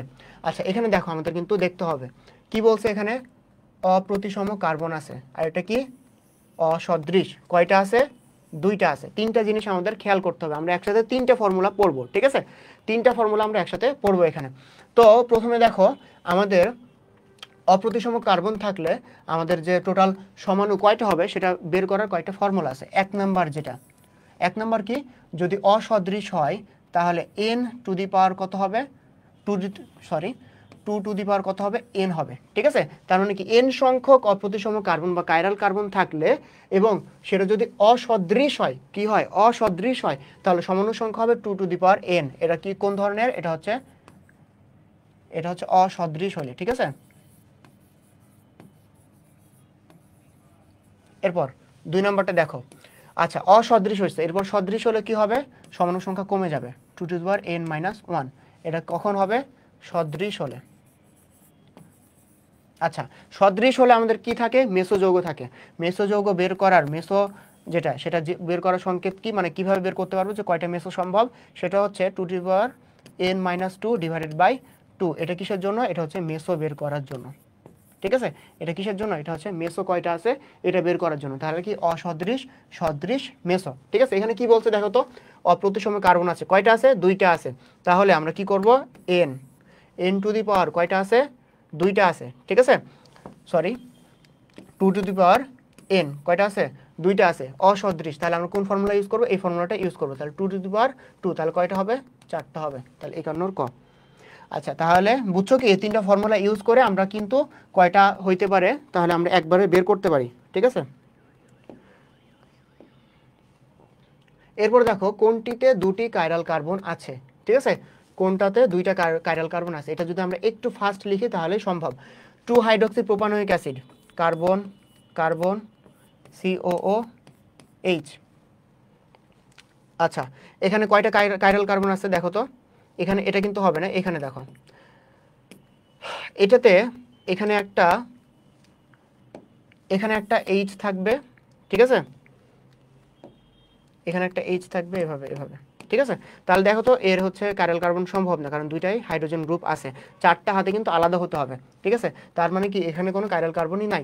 বিউটেন 2,3 ডাইঅল, এটা যদি আমরা একটু দেখি, বিউটেনটা আমরা একটু অন্য কালার দিয়ে লিখি, butane 2,3 diol, carbon carbon carbon carbon, butane 2,3 diol, মানে কি 2 নাম্বার কার্বন এবং 3 নাম্বার কার্বনে OH গ্রুপ থাকবে, OH। আচ্ছা, দেখো তো এটার কি হইতেছে, বাকিটা কি থাকবে, হাইড্রোজেন থাকবে। তাহলে এই কার্বনটা যদি আমরা খেয়াল করি তাহলে কি হয়েছে, এর এখানে একটা গ্রুপ আছে, তার কিন্তু এই যে এখানে একটা গ্রুপ আছে, ঠিক আছে, সেটা কি হাইড্রোজেন। এখানে কি আছে, OH আছে, এদিকে কি আছে, এদিকে হচ্ছে মিথাইল গ্রুপ আছে, আর বাকি এদিকে আরেকটা কার্বন শিকল আছে। তার মানে কি এটা কিন্তু একটা কাইরাল কার্বন। আমরা যদি পরে যদি আমরা এটার দিকে খেয়াল করি, এটার দিকে খেয়াল করলে এই যে এখানে একটা OH গ্রুপ আছে, এখানে হচ্ছে হাইড্রোজেন গ্রুপ আছে, ঠিক আছে। তার এখানে একটা কি গ্রুপ আছে, মিথাইল গ্রুপ আছে, আর বাকিটা আরেকটা কার্বন শিকল আছে, ঠিক আছে। তার মানে কি এখানে কয়টা কাইরাল কার্বন আছে, 2টা কাইরাল কার্বন আছে। তার মানে কি আমাদের অ্যান্সার 52 খ, বিউটেন 2,3 ডাইঅল। এখন বাকিগুলো কি আমাদের করে দিতে হবে, বাকিগুলো তাহলে কি হবে, অ্যান্সার হবে না, ঠিক আছে। তাহলে এটার অ্যান্সার কি, বিউটেন 2,3 ডাইঅল। তাহলে 52 বি যারা অ্যান্সার করছে তারা কারেক্ট। নেক্সট আসো, আলোক সক্রিয় সমাণু হওয়ার জন্য অ্যালকেনের সর্বনিম্ন কয়টা কার্বন সংখ্যা হতে হবে, ঠিক আছে। আচ্ছা, আলোক সমাণু হওয়ার জন্য কি হইতে হবে, কাইরাল কার্বন হইতে হবে। কাইরাল কার্বনের 4টা হাতে 4টা ডিফারেন্ট গ্রুপ থাকে, তো এই যে কার্বন কার্বন, তো এক পাশে আমরা কি করলাম, হাইড্রোজেন, ঠিক আছে। এখন বাকি যে গ্রুপটা আছে, বাকিতে আমরা সর্বনিম্ন যেটা সম্ভব সেটা বসাই, এখানে CH3, ঠিক আছে না। তারপরে CH3 আর বসানো যাবে না, সর্বনিম্নের পরে কোনটা আছে, C2H5, মিথাইলের পরে ইথাইল, ইথাইলের পরে কি আছে, প্রোপাইল, C3H7, তাই না। আচ্ছা, তাহলে এখানে কয়টা কার্বন সংখ্যা হইল, একটা, দুইটা, এখানে তিনটা, তাহলে কয়টা হলো, 1 2 3 4 5, এখানে 5 পর্যন্ত গেল, আর এখানে দুইটা, 7টা, তাহলে কয়টা হলো, 7টা। আলোক সক্রিয় সমাণু হওয়ার জন্য অ্যালকেনের সর্বনিম্ন কার্বন সংখ্যা হইতে হবে কয়টা, 7টা, বুঝছো তোমরা। আচ্ছা, তাহলে 53 কি হবে, ক 7টা হবে। এরপর নেক্সট আসো, গ্লিসারঅ্যালডিহাইড এর কাইরাল কার্বন কয়টা আছে, ঠিক আছে। তো এই অ্যান্সারটা তোমাকে পারার জন্য গ্লিসারঅ্যালডিহাইড যেটা আছে তার তোমাকে সংকেতটা জানতে হবে। তো গ্লিসারঅ্যালডিহাইডের কাইরাল কার্বন, এখানে কার্বন হবে কিন্তু, ঠিক আছে। কাইরাল কার্বন কয়টা আছে, এখানে দেখো গ্লিসারঅ্যালডিহাইডের সংকেত কি, এখানে CHO, এখানে কার্বন, এখানে হচ্ছে CH2OH, তাই না। এটা কিন্তু আমাদের এটার গ্লিসারঅ্যালডিহাইডের সংকেত। আর এখানে হচ্ছে একটাতে আছে OH আর একটাতে আছে H। এখন গ্লিসারঅ্যালডিহাইড যেটা আছে এর কাইরাল কার্বন সংখ্যা কয়টা দেখি আমরা। এখানে একটা দেখো, একটা ডিফারেন্ট গ্রুপ আছে, তারপর এদিকে একটা ডিফারেন্ট গ্রুপ আছে, এদিকে একটা ডিফারেন্ট গ্রুপ আছে, এদিকে একটা ডিফারেন্ট গ্রুপ আছে, ঠিক আছে। লাল কালিতেই দেখালাম, তোমরা বুঝলেই হলো, ঠিক আছে। তাহলে দেখো, 4টা হাতে 4টা ডিফারেন্ট গ্রুপ আছে, তাহলে এটা কি হবে, একটা কাইরাল কার্বন হবে, ঠিক আছে। কাইরাল কার্বন কয়টা, একটা।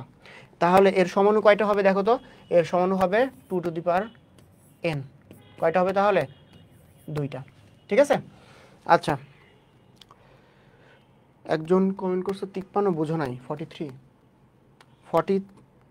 বুঝো নাই, তাই না। আচ্ছা দেখো, আলোক সক্রিয় সমাণু হওয়ার জন্য অ্যালকেনের সর্বনিম্ন কয়টা কার্বন সংখ্যা হতে হবে, ঠিক আছে। আচ্ছা, এখানে কি বলছে, অ্যালকেন কিন্তু বলছে, তাই না। তাহলে অ্যালকেন হওয়ার জন্য সবগুলা কি থাকবে, সিঙ্গেল বন্ড থাকবে। আচ্ছা, নেক্সট আমাদের কি হতে হবে, নেক্সট হচ্ছে আলোক সমাণু হওয়ার জন্য আমাদের কাইরাল কার্বন থাকতে হবে। তো কাইরাল কার্বন এর শর্তটা কি, 4টা হাতে 4টা ডিফারেন্ট গ্রুপ থাকবে, তাই তো। আর কি সর্বনিম্ন বলছে আমাদেরকে, সর্বনিম্ন বলছে, এই সর্বনিম্ন কথাটা মাথায় রেখে আমরা এটা সলভ করব। তো প্রথমে কি দিলাম, একটা গ্রুপে হাইড্রোজেন দিলাম, আরেকটা গ্রুপে কি দিলাম, সর্বনিম্ন কার্বন সংখ্যা কার আছে, মিথাইলের আছে, CH3 আছে, ঠিক আছে। তাহলে CH3টা দিলাম, CH3 একবার আমরা ইউজ করে ফেলছি, তাহলে CH3 কে আর ইউজ করতে পারবো না। তাহলে মিথাইলের পরে নেক্সট ছোট কোনটা আছে, ইথাইল, তাহলে C2H5 গেল।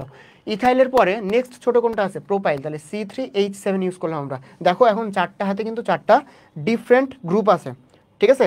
4টা হাতে 4টা ডিফারেন্ট গ্রুপ যদি থাকে তাহলে কি হবে, এটা আমাদের কাইরাল কার্বন হবে। আর কাইরাল কার্বন থাকলে কি হবে, সমাণু কয়টা হবে ওটা আমরা বের করতে, কাইরাল কার্বন থাকলে আমাদের আলোক সক্রিয় হবে, ঠিক আছে। তাহলে এখানে কয়টা কার্বন সংখ্যা আছে, একটা, দুইটা, আর তিনটা কয়টা, 5টা, 5টা আর 2 কয়টা, 7টা। তাহলে 53 অ্যান্সার কত, 7, ঠিক আছে। 53 অ্যান্সার কত হবে, 7 হবে। আচ্ছা, গ্লিসারঅ্যালডিহাইডের কয়টা কাইরাল কার্বন আছে, গ্লিসারঅ্যালডিহাইডের 54 বোঝো নাই। গ্লিসারঅ্যালডিহাইডের কাইরাল কার্বন যেটা, আবার আমরা লিখি, কাইরাল কার্বনের ইয়াটা কি হইতে হবে তোমার, 4টা হাতে 4টা ডিফারেন্ট গ্রুপ থাকতে হবে, ঠিক আছে। একটা আছে OH আর একটাতে আছে H। তো 4টা হাতে কিন্তু 4টা ডিফারেন্ট গ্রুপ থাকলে ওটাই কাইরাল কার্বন হবে। তো এখানে কাইরাল কার্বনের সংখ্যা কয়টা হবে দেখো তো, এটা যদি আমাদের কার্বন সংখ্যা হয়, মানে এটা যদি আমাদের কার্বনটা হয়, তাহলে এর কি আছে, এখানে একটা গ্রুপ আছে, এখানে একটা গ্রুপ আছে, এখানে একটা গ্রুপ আছে, এখানে একটা গ্রুপ আছে, তাহলে 4টা আলাদা আছে, তাই না। 4টা যদি আলাদা গ্রুপ থাকে তাহলে এটা কি একটা আমাদের কাইরাল কার্বন, তাহলে একটা কাইরাল কার্বন আছে।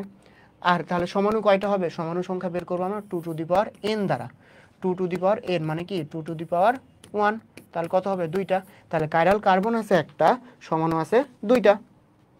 আচ্ছা, এখন বুঝেছি ভাই, আচ্ছা ঠিক আছে, ওকে। এরপর নেক্সটে আসো, 55, নিচের কোন যৌগটি অপটিক্যাল আইসোমারিজম দেখায়, নিচের কোন যৌগটি অপটিক্যাল আইসোমারিজম দেখায়। আমি আবার সেম জিনিস বলতেছি, অপটিক্যাল আইসোমারিজম বের করার জন্য তোমাকে কি করতে হবে, কাইরাল কার্বনটা কাইরাল কার্বনটা আইডেন্টিফাই করতে হবে। যার কাইরাল কার্বন আছে সেই কিন্তু অপটিক্যাল আইসোমারিজম শো করে। আচ্ছা ভাই আপনি কোন ইয়ারে পড়েন? আমি সেকেন্ড ইয়ারে পড়ি। নিচের কোনটি অপটিক্যাল আইসোমারিজম দেখায়? আমরা তাহলে দেখি, বের করি। দেখো এইখানে এই কার্বনের কি আছে, দুইটা হাইড্রোজেন আছে, তাই না? দুইটা হাইড্রোজেন আছে, তার মানে কি দুইটা হাতে সেম গ্রুপ হাইড্রোজেন আছে, তার মানে কি এটা আমাদের আগেই বাদ। এই কার্বনও সম্ভব না, কারণ দুইটা অক্সিজেন আছে। এরপরে দেখো তো, আমরা যদি এটার এই কার্বনটার দিকে খেয়াল করি, এই কার্বনটার দিকে খেয়াল করলে আমরা কি পাবো? একটা হাইড্রোজেন গ্রুপ পাবো। একটা হাতে হাইড্রোজেন আছে, মাথায় রাখো। একটা হাতে কি আছে? হাইড্রোজেন আছে। আরেকটা হাতে NH2 অ্যামিনো গ্রুপ আছে। আরেকটা হাতে এই যে অ্যাসিডের যে গ্রুপটা COOH এটা আছে। আরেকটা হাতে কি আছে? আরেকটা হাতে CH3 এটা যুক্ত আছে। তো চারটা হাতে চারটা ডিফারেন্ট গ্রুপ আছে, তাহলে এটা কি হবে? অপটিক্যাল আইসোমারিজম শো করবে, কারণ এটা কি একটা কাইরাল কার্বন। ঠিক আছে, তাহলে 55-এর কি হবে? বি হবে। তাহলে অপটিক্যাল আইসোমারিজমের শর্ত কি? কাইরাল কার্বন থাকতে হবে, এবং কাইরাল কার্বন আমরা কিভাবে বের করবো? চারটা হাতে চারটা ডিফারেন্ট গ্রুপ থাকতে হবে। তাহলে এটা অ্যান্সার। বাকিগুলো দেখো, এইভাবে তোমরা পারবা। এরপর আসো, আলোক সক্রিয় অ্যালকোহল কোনটা? ঠিক আছে, এখানে কি হবে? আলোক সক্রিয় অ্যালকোহল হইতে হবে। আচ্ছা, 2 মিথাইল বিউটান 1 অল। এখানে কি আছে? চারটা কার্বন আছে। বিউটান যেহেতু বলা হয়েছে, একটা দুইটা তিনটা চারটা। ঠিক আছে, 2 মিথাইল, তার মানে 2 নম্বর কার্বনে CH3 গ্রুপ আছে।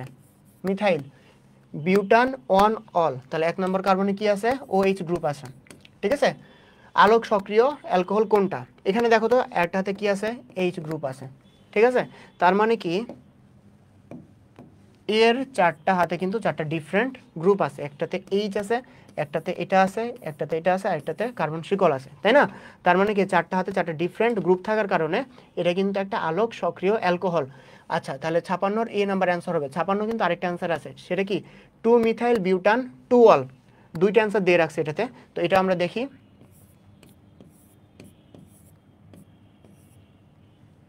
তাহলে এখানে মিথাইল, এখানে কি আছে? OH গ্রুপটা আছে। ঠিক আছে, তাহলে এরও দেখো, এরও হচ্ছে যে চারটা হাত আছে, এখানে একটা, এখানে একটা, এই সাইডে একটা, এই সাইডে একটা, চারটা হাতে চারটা ডিফারেন্ট গ্রুপ আছে। তাহলে কি 2 মিথাইল বিউটান 2 অল, তাহলে এটাও আমাদের অ্যান্সার হবে। ঠিক আছে, এটার কিন্তু ডাবল অ্যান্সার আছে। তারপর 2 মিথাইল পেন্টেন 3 অল, এটা যদি তোমরা একটু খাতায় লিখো এভাবে, তাহলে তোমরা দেখবা যে এখানে কি আছে? এখানে হচ্ছে এই দুটো একটু যদি তোমরা লিখো, খাতায় লিখে প্র্যাকটিস করো, এইটুকু তো তোমাদের তো হোমওয়ার্ক দিতেই পারি, তাই না? আমি তো সবগুলো দেখাইছি। তো সবগুলো যদি এত ডিটেলস লিখে বুঝাই, তাহলে কিন্তু আমাদের টাইমে কুলাবে না। তো ওইটা যদি একবার লিখো, তাহলে দেখবা যে ওইটাতে কিন্তু হচ্ছে না। আচ্ছা, নিচের কোন যৌগটি আলোক সক্রিয় যৌগ? ঠিক আছে, আলোক সক্রিয় যৌগ হওয়ার জন্য আবার সেম জিনিস, আবার তোমাকে কি করতে হবে? কাইরাল কার্বন বের করতে হবে। কাইরাল কার্বন থাকলে ওটা কি হবে? আলোক সক্রিয় যৌগ হবে। তো আশা করি এটা পারবা তোমরা, নাকি করে দিব? 2 methyl propanol 2, carbon carbon carbon. ঠিক আছে, 2 মিথাইল, 2 নাম্বার কার্বনে কি আছে? মিথাইল গ্রুপ আছে, CH3। তারপর কি আছে? প্রোপানল, এখানে হচ্ছে OH গ্রুপ আছে। 2 মিথাইল প্রোপানল 2। আচ্ছা, এখানেও কিন্তু সবগুলা CH3, তার মানে কি এটা হবে না, 1 নাম্বারটা হবে না। ঠিক আছে, 1 নাম্বারটা হবে না, কারণ এখানেও CH3, এখানেও CH3, এখানেও CH3, তার মানে কি এটা 1 নাম্বারটা হবে না। হ্যাঁ হ্যাঁ, এটা তো CH3 তো 3টা আছে, যে কমেন্ট করছে ভাইয়া পরেরটা তো CH3 2টা না, এখানে CH3 3টা আছে। ঠিক আছে, আচ্ছা, প্রোপানল 2তে আমরা যদি এখানে দেখি, আবার 1 2 3 প্রোপানল, এখানে হচ্ছে OH থাকবে। ঠিক আছে, তার মানে দেখো এখানে সেম গ্রুপ আছে, দুইটা সেম গ্রুপ আছে। এরপর আসো বিউটানল 2তে কি দেখবো? Carbon carbon carbon carbon. 2 number কার্বনে কি আছে? OH গ্রুপ আছে। 2 নাম্বার কার্বনে OH বসাইলাম। দেখো তো, এখানে একটা হাইড্রোজেন আছে। ঠিক আছে, তাহলে এখানে একটা গ্রুপ আছে, এখানে একটা গ্রুপ আছে, এখানে পুরো আলাদা একটা গ্রুপ আছে। তাহলে আমাদের কোনটা হবে? বিউটানল 2 হবে। ঠিক আছে, তাহলে কত ইজি দেখছো? তোমরা যদি স্ট্রাকচারাল ফর্মুলা যদি লিখতে পারো, আর যদি এটা জানো যে কাইরাল কার্বন কিভাবে বের করবো, তাহলে কিন্তু অ্যান্সার হয়ে যায়। ঠিক আছে, আচ্ছা, আলোক সক্রিয় সমাণু হওয়ার জন্য অ্যালকেনের সর্বনিম্ন কয়টা কার্বন সংখ্যা হইতে হবে? 7টা। এর আগে আমরা সলভ করছি এটা। এরপর দেখো, নিচের কোনটি মেসো যৌগ? আচ্ছা, নতুন আমরা একটা পাইলাম, মেসো যৌগ। তার মানে কি আমাদের জানতে হবে মেসো যৌগটা কি?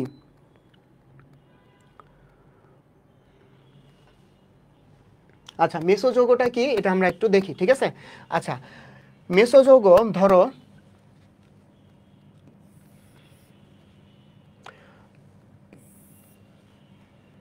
না এটা একটু,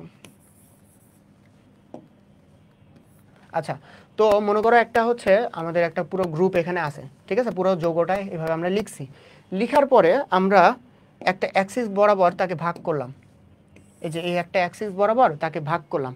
ভাগ করার পর যদি দেখি যে উপরের অংশ এবং নিচের অংশ প্রায় সেম দেখা যাচ্ছে, ঠিক আছে, এরকম যদি হয় যে একে অপরের ওপর প্রতিস্থাপিত হবে বা সদৃশ যদি থাকে, তাহলে তারা কি হবে, মেসোযৌগ হবে, ঠিক আছে। তো প্রতিসাম্যতা দেখাবে, গুড।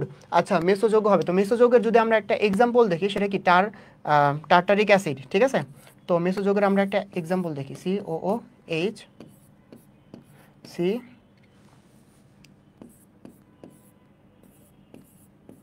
COOH, ঠিক আছে। আচ্ছা,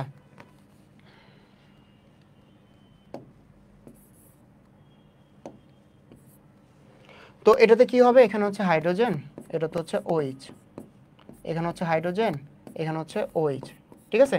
তো আমরা একটা অ্যাক্সিস বরাবর তাকে কি করব, ভাগ করব। কোন অ্যাক্সিস বরাবর ভাগ করব, এই যে এই অ্যাক্সিস বরাবর ভাগ করব। তাহলে দেখো তো দুইটা সেম দেখা যাচ্ছে না, COOH, এখানেও COOH, এখানেও হাইড্রোজেন, এখানেও হাইড্রোজেন, এখানেও OH, এখানেও OH, তাহলে দেখো সেম, ঠিক আছে, একে অপরের প্রতিসাম্যতা দেখাচ্ছে। এরকম যদি হয়, 63 পারি না। আচ্ছা, 63 তো আমি দেখাইতেছি। মেসোযৌগ কোনটা, মেসোযৌগ হওয়ার জন্য তাহলে কি করতে হবে, তোমরা একটা অ্যাক্সিস বরাবর ভাগ করলে তারা একে অপরের প্রতিসাম্যতা দেখা দিবে। তার মানে কি উপরে এবং নিচে কি থাকবে, সদৃশ থাকবে, ঠিক আছে। দেখো এখানেও COOH আছে, এখানেও ওই গ্রুপটা আছে, এখানেও হাইড্রোজেন আছে, এখানেও হাইড্রোজেন আছে, এখানেও OH আছে, এখানেও OH আছে। তার মানে কি এটা হচ্ছে মেসোযৌগ, এবং মেসোযৌগ কিন্তু নিষ্ক্রিয় হয়। কয়েকটা এক্সট্রা ইনফরমেশন এখান থেকে আমরা শিখে ফেলবো, ঠিক আছে। তার মানে কি, তার মধ্যে এক্সট্রা একটা ইনফরমেশন কি, এরা হচ্ছে আলোক নিষ্ক্রিয় হয়। কি হয় এরা, আলোক নিষ্ক্রিয় হয়, ঠিক আছে। আচ্ছা, আলোক নিষ্ক্রিয় কেন হয় বলো তো। আলোক নিষ্ক্রিয় হয় কারণ দেখো উপরের যে যেটা আছে, যে উপরে এবং নিচের অংশ প্রতিসাম্যতা দেখাচ্ছে। যখন প্রতিসাম্যতা দেখাবে তখন তারা কি করবে, একটা তো অপটিক্যাল আইসোমারিজম, তারা কি করে, একটা অ্যাক্সিস বরাবর তারা ঘোরায়, মানে একটা ডিগ্রি কোণে তো তারা ঘোরায়, ঠিক আছে। বাট একে অপরকে তারা মিনিমাইজ করে ফেলবে, নিউট্রালাইজ করে ফেলবে। এ একদিকে ঘোরাবে, এ আরেক দিকে বিপরীত দিকে ঘোরাবে, ঠিক আছে। এরকম যদি হয় তাহলে তারা কি হয়ে যাবে, নিষ্ক্রিয় হয়ে যাবে, ঠিক আছে। মেসোযৌগ তাহলে কি, আলোক নিষ্ক্রিয় হবে, ঠিক আছে। মেসোযৌগ আলোক নিষ্ক্রিয়, একে অপরকে কি করবে, মিনিমাইজ বা নিউট্রালাইজ করে দিবে দুইটা অংশ। আচ্ছা, মেসোযৌগ যদি থাকে তাহলে আমাদের ইয়ার সংখ্যা কত হয়, 2n-2/2। এটা কিন্তু তার বের করার সূত্র, যে মেসোযৌগ কয়টা আছে, কাইরাল কার্বনের সংখ্যা অনুযায়ী তাহলে আমরা এখানে মেসোযৌগের পরিমাণটা বা সংখ্যাটা আমরা বের করতে পারি, ঠিক আছে। তাহলে মেসোযৌগ এর যে কয়টা থাকবে এটা বের করার ফর্মুলা তোমাদেরকে আগেই শিখাইছি। মেসোযৌগ যেটা কি হবে, নিষ্ক্রিয় হবে। কেন নিষ্ক্রিয় হবে এটা বললাম। আবার মেসোযৌগ তোমরা কেমনে বের করবা এটাও কিন্তু আমি শিখাই দিচ্ছি, ঠিক আছে। আচ্ছা, তাহলে দেখো তো আমাদের 63 কি অ্যান্সার করছো তোমরা, 63 কি অ্যান্সার করছো, সি, কি অ্যান্সার করছো, বি। আচ্ছা, সি আর বি দুইটা অ্যান্সার করছো, তাই না। আচ্ছা, আগে আমরা বি দেখি, বি হয় কি না। এখানে দেখো CH3CHOH, এই সাইডটা দেখো। আবার দেখো বাকি অন্য সাইডটাতে কি আছে, CH3ClCH3, এখানে কি আছে, Cl আছে। তাহলে তোমরা এটা কেমনে অ্যান্সার করলা, এখানে তো ক্লোরিন আছে। ক্লোরিন থাকলে কি হবে, দুই পাশে তো সেম জিনিস থাকতে হবে, তাই না। তো দুই পাশে, এক পাশে ক্লোরিন আছে, আরেক পাশে হচ্ছে হাইড্রোজেন আছে, তাহলে তো তারা একের প্রতিসাম্য হলো না। তার মানে কি আমাদের বি নাম্বারটা অ্যান্সার ভুল। এরপর আসো সি নাম্বারে, দেখো এ একটা অংশ, এ একটা অংশ, ঠিক আছে। সমান অংশে কিন্তু ভাগ করতে হবে মাঝ বরাবর। তো এখানে কি আছে, OH আছে, OH আছে, এখানে হাইড্রোজেন আছে, হাইড্রোজেন, এখানেও হাইড্রোজেন আছে, ঠিক আছে। এখানে কি একটা CH3 মূলক আছে, এখানে একটা CH3 মূলক আছে। তার মানে কি দুই পাশে সমান অংশে ভাগ করা যাইতেছে। তার মানে কি এটা একটা হচ্ছে মেসোযৌগ। তোমরা কি এবার বুঝতে পারছো নাকি এটা নিয়ে আরো সমস্যা আছে, এটা নিয়ে কি কারো কোনো সমস্যা আছে। আমি মেসোযৌগ সম্বন্ধে তো পুরাটাই বললাম, মেসোযৌগ জিনিসটা কি, তার আলোক নিষ্ক্রিয়, কেন আলোক নিষ্ক্রিয়, সংকেতটা বললাম, ঠিক আছে, মানে ফর্মুলাটা বললাম কেমনে সংখ্যাটা বের করবা, এবং একটা আমরা প্র্যাকটিসও করলাম। আচ্ছা, এরপর দেখো নেক্সট, টার্টারিক অ্যাসিডে কয়টি আলোক সমাণু থাকে। এটা কিন্তু খুবই একটা ইম্পর্টেন্ট একটা কোশ্চেন, ঠিক আছে। তো আমরা প্রথমেই টার্টারিক অ্যাসিডের যেটা, এটা সংকেতটা লিখি, COOH, কার্বন,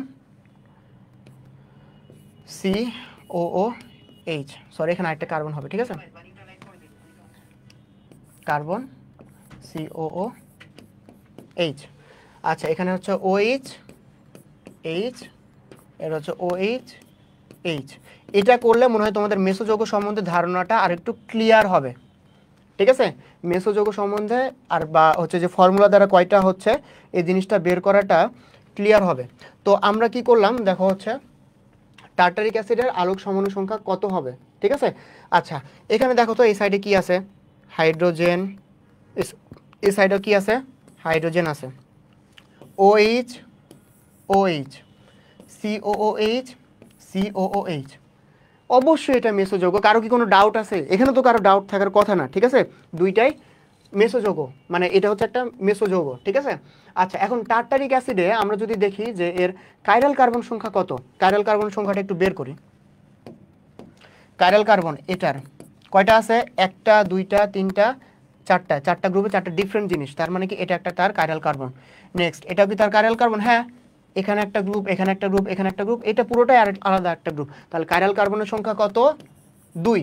এখন আলোক সমাণুর সংখ্যা কত, এটা কেমনে বের করবো আমরা? আমি কিন্তু আগেই বলছিলাম, দুই পাশে যদি মানে সদৃশ কাইরাল কার্বন থাকে, আমি তোমাদেরকে একটা ফর্মুলা লিখে দিলাম যে সদৃশ হলে কেমনে তুমি আলোক সমাণুর সংখ্যা বের করবা, তারপর হচ্ছে অসদৃশ হলে কেমনে বের করবা, তারপর সদৃশ যদি হয় তাহলে মেসো কয়টা হবে সেটা কিভাবে বের করবা, সেটাও কিন্তু ফর্মুলাটা বা কয়টা হবে সেই ফর্মুলাটাও আমি দেখাইছি, ঠিক আছে? তাহলে এটা কি আছে, দুই পাশে সদৃশ কাইরাল কার্বন আছে, কারণ তাদের চারটা গ্রুপ সেম। সদৃশ কাইরাল কার্বনের আলোক সমাণু বের করার জন্য কি করতে হবে, 2 to the power n-1। Chiral কার্বনের সংখ্যা কত? কাইরাল কার্বনের সংখ্যা হচ্ছে 2, ঠিক আছে? তাহলে 2 টু দি পাওয়ার 2 - 1, তাহলে কত হলো, 2 - 1, তাহলে 1, দুইটা, ঠিক আছে? তাহলে টার্টারিক অ্যাসিডে আলোক সমাণু সংখ্যা কয়টা থাকবে? 2টা থাকবে। আচ্ছা, এখন মেসোযৌগ কয়টা এটা আমরা বের করব, ঠিক আছে? মেসোযৌগের ফর্মুলা কি, 2 টু দি পাওয়ার n-2/2, ঠিক আছে? তাহলে কি হলো, 2 টু দি পাওয়ার 2 - 2 0 0/2, তাহলে কত থাকে, 2 টু দি পাওয়ার 0 থাকে, এটার মানে কত, 1। তাহলে মেসোযৌগের সংখ্যা কত? মেসোযৌগের সংখ্যা হচ্ছে 1, ঠিক আছে? আচ্ছা, তাহলে এখানে মেসোযৌগ একটা, আর একটা হচ্ছে তোমার হচ্ছে আলোক সমাণু, ওইটা হচ্ছে 2টা, ঠিক আছে? আচ্ছা, নেক্সট আসি আমরা। এটা কি বুঝছো তোমরা? এটা মনে হয় বুঝছো, তাই না? এটা আমরা ভালোভাবে পুরোটাই সলভ করলাম, মেসোযৌগ দিয়ে 100 বার বলছি। এরপরে আসো, আলোক সক্রিয় কিন্তু একে অপরের দর্পণ প্রতিবিম্ব নয়, এরূপ যৌগকে কি বলে? আচ্ছা, দর্পণ প্রতিবিম্ব জিনিসটা কি দেখো তো, এটাই আমরা আঁকালাম একটা আয়না, ঠিক আছে? এটা একটা কার্বন সংখ্যা, এখানে হচ্ছে পি গ্রুপ আছে, এখানে হচ্ছে কিউ গ্রুপ আছে, এখানে হচ্ছে এক্স, এখানে হচ্ছে ওয়াই গ্রুপ আছে। আচ্ছা, দর্পণ প্রতিবিম্ব কখন হবে? এখানে যদি একটা কার্বন লিখি, এখানে একটা কার্বন লিখলাম, কাছেরটা কোথায় যাবে? কাছেরটা হচ্ছে কাছে আসবে, ঠিক আছে? দর্পণ প্রতিবিম্ব কেমনে বুঝবো? এই যে কাছে যেটা আছে, মানে এই পি গ্রুপটা এর কাছে আসবে। দূরে কোনটা আছে? দর্পণের এক্স গ্রুপটা আছে। দর্পণের দূরে কোথায় যাবে? দূরে যাবে হচ্ছে এক্স গ্রুপটা। বাকি যেটা কিউ থাকবে, ওয়াই থাকবে। এটা হচ্ছে আমাদের দর্পণ প্রতিবিম্ব, আমরা এমনি বের করি, ঠিক আছে? আচ্ছা,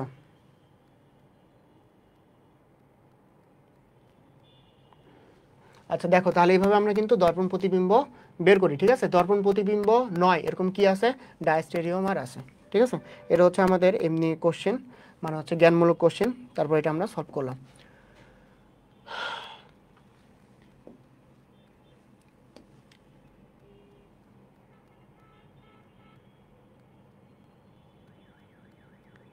আচ্ছা, জান্নাতুল ফেরদৌস সিমি, হ্যাঁ হ্যাঁ, তুমি হচ্ছে কমেন্ট করছো 2 টু দি পাওয়ার n-1 হলে তো 3 হওয়ার কথা, ঠিক আছে? ওটা 3 হবে, ঠিক আছে? আচ্ছা, এরপর দেখো, বেনজিনের কার্বন কার্বন বন্ধন দূরত্ব কত ন্যানোমিটার? আচ্ছা, বেনজিনের কার্বন কার্বন বন্ধন দূরত্ব কত ন্যানোমিটার? এই জিনিসটা দেখার আগে আমরা হচ্ছে কয়েকটা জিনিস দেখি। sp3, sp2, এটা হচ্ছে sp, ঠিক আছে? sp3-তে কার্বন কার্বন দূরত্ব কত? 0.154 ন্যানোমিটার। sp2-তে কত? 0.134 ন্যানোমিটার। তারপর কত? 0.120 ন্যানোমিটার, তাই না? এগুলো হচ্ছে কার্বনের দূরত্ব। কার্বনের মধ্যে যে দূরত্ব আছে সেটা হচ্ছে এরকম sp3, sp2 আর sp। আচ্ছা, বেনজিন কিন্তু কোনটা দ্বারা তৈরি হয়? sp2 দ্বারা তৈরি হয়, sp2 দ্বারা তৈরি হয়। sp2 দ্বারা তৈরি হওয়ার পরেও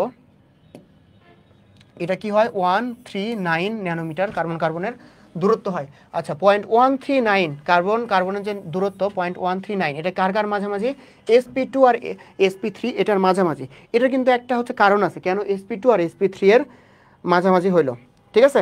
আচ্ছা এই যে বেঞ্জিন আছে, বেঞ্জিন আমরা জানি যে ডাবল বন্ড দ্বারা তৈরি। এখন এই ডাবল বন্ডটাকে স্থিতিশীলতা কে প্রদান করতেছে?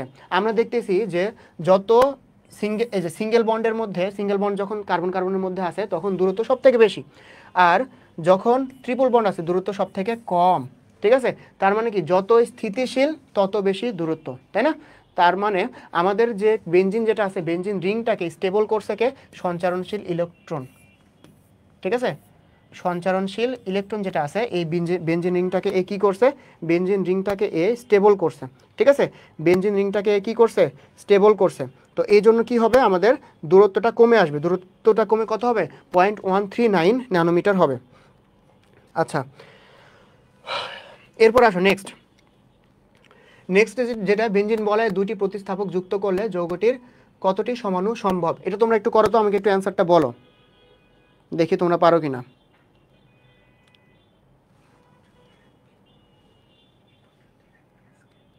আর কয়টা আছে? আচ্ছা দুইটা। আচ্ছা এটার একটু আমরা একটু লাস্টের পথে চলে আসছি, ঠিক আছে। তোমরা একটু আমাকে বলো যে এটার অ্যান্সার কত হবে।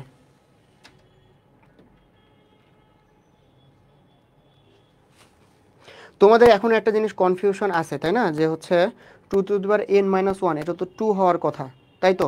আচ্ছা আমি সলভ করে দিতেছি, আগে এই দুইটা করো, তারপর আমরা আবার ওইখানে ব্যাক যাব, ঠিক আছে।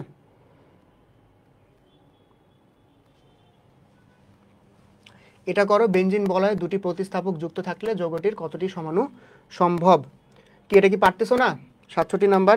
তোমরা আগের জিনিসে না পড়ে থাকে এটা দেখো, তারপর আমরা আবার ব্যাক যাবো এটা, ঠিক আছে। আচ্ছা বেঞ্জিন বলয়ে দুইটা প্রতিস্থাপক যুক্ত থাকলে যৌগটির কতটি সমাণু সম্ভব। আমরা হচ্ছে বেঞ্জিন বলয়টা লিখি।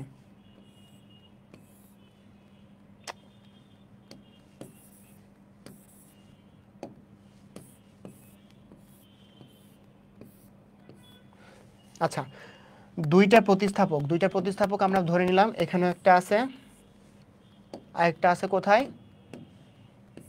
এখানে একটা আছে, ঠিক আছে। এই দুইটা কিন্তু আমাদের প্রতিস্থাপক, ঠিক আছে। আচ্ছা দুইটা প্রতিস্থাপক কিন্তু আমরা যুক্ত করছি, বাকিগুলো কিন্তু হাইড্রোজেন, বাকিগুলো নিয়ে আমাদের মাথা ব্যথা নাই, ঠিক আছে। বাকিগুলো আমাদের হাইড্রোজেন। দুইটা প্রতিস্থাপক এভাবে যুক্ত করলে যৌগটার কয়টা সমাণু সম্ভব। আচ্ছা আমাদের কি এখানে ফিক্সড বলে দিছে যে আমাদের এইখানে প্রতিস্থাপক দুইটা পাশাপাশি যুক্ত করতে হবে? এটা তো আমাদের বলে দেয়নি। তার মানে কি আমরা যে কোনো জায়গায় বসাতে পারি। তো এইটার আমরা পজিশন ফিক্সড রাখলাম, একটা এইখানে বসালাম। তো এটাই আমরা কোথায় বসাতে পারি একবার? আচ্ছা এটা হচ্ছে একটু কনফিউজিং আছে, মানে ভালো করে না বুঝাইলে হয়তো অনেকে বুঝবে না, ঠিক আছে। তো আমি আলাদা আলাদা করে লিখি।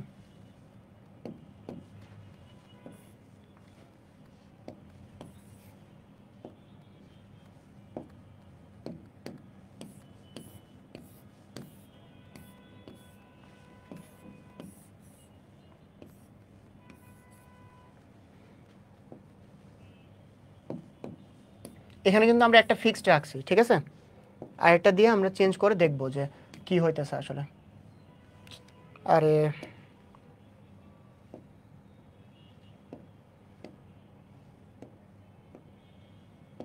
কাজ করে না কেন?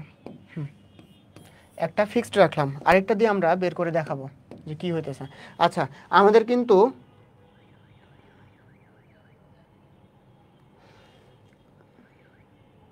কমেন্টটা কি যায় না, কি বলতেছো তোমরা? আচ্ছা এখানে দেখো একটা পজিশন আমরা একটা প্রতিস্থাপক এখানে ফিক্সড রাখছি, আর একটা দেখো আমরা চেঞ্জ করে দেখব।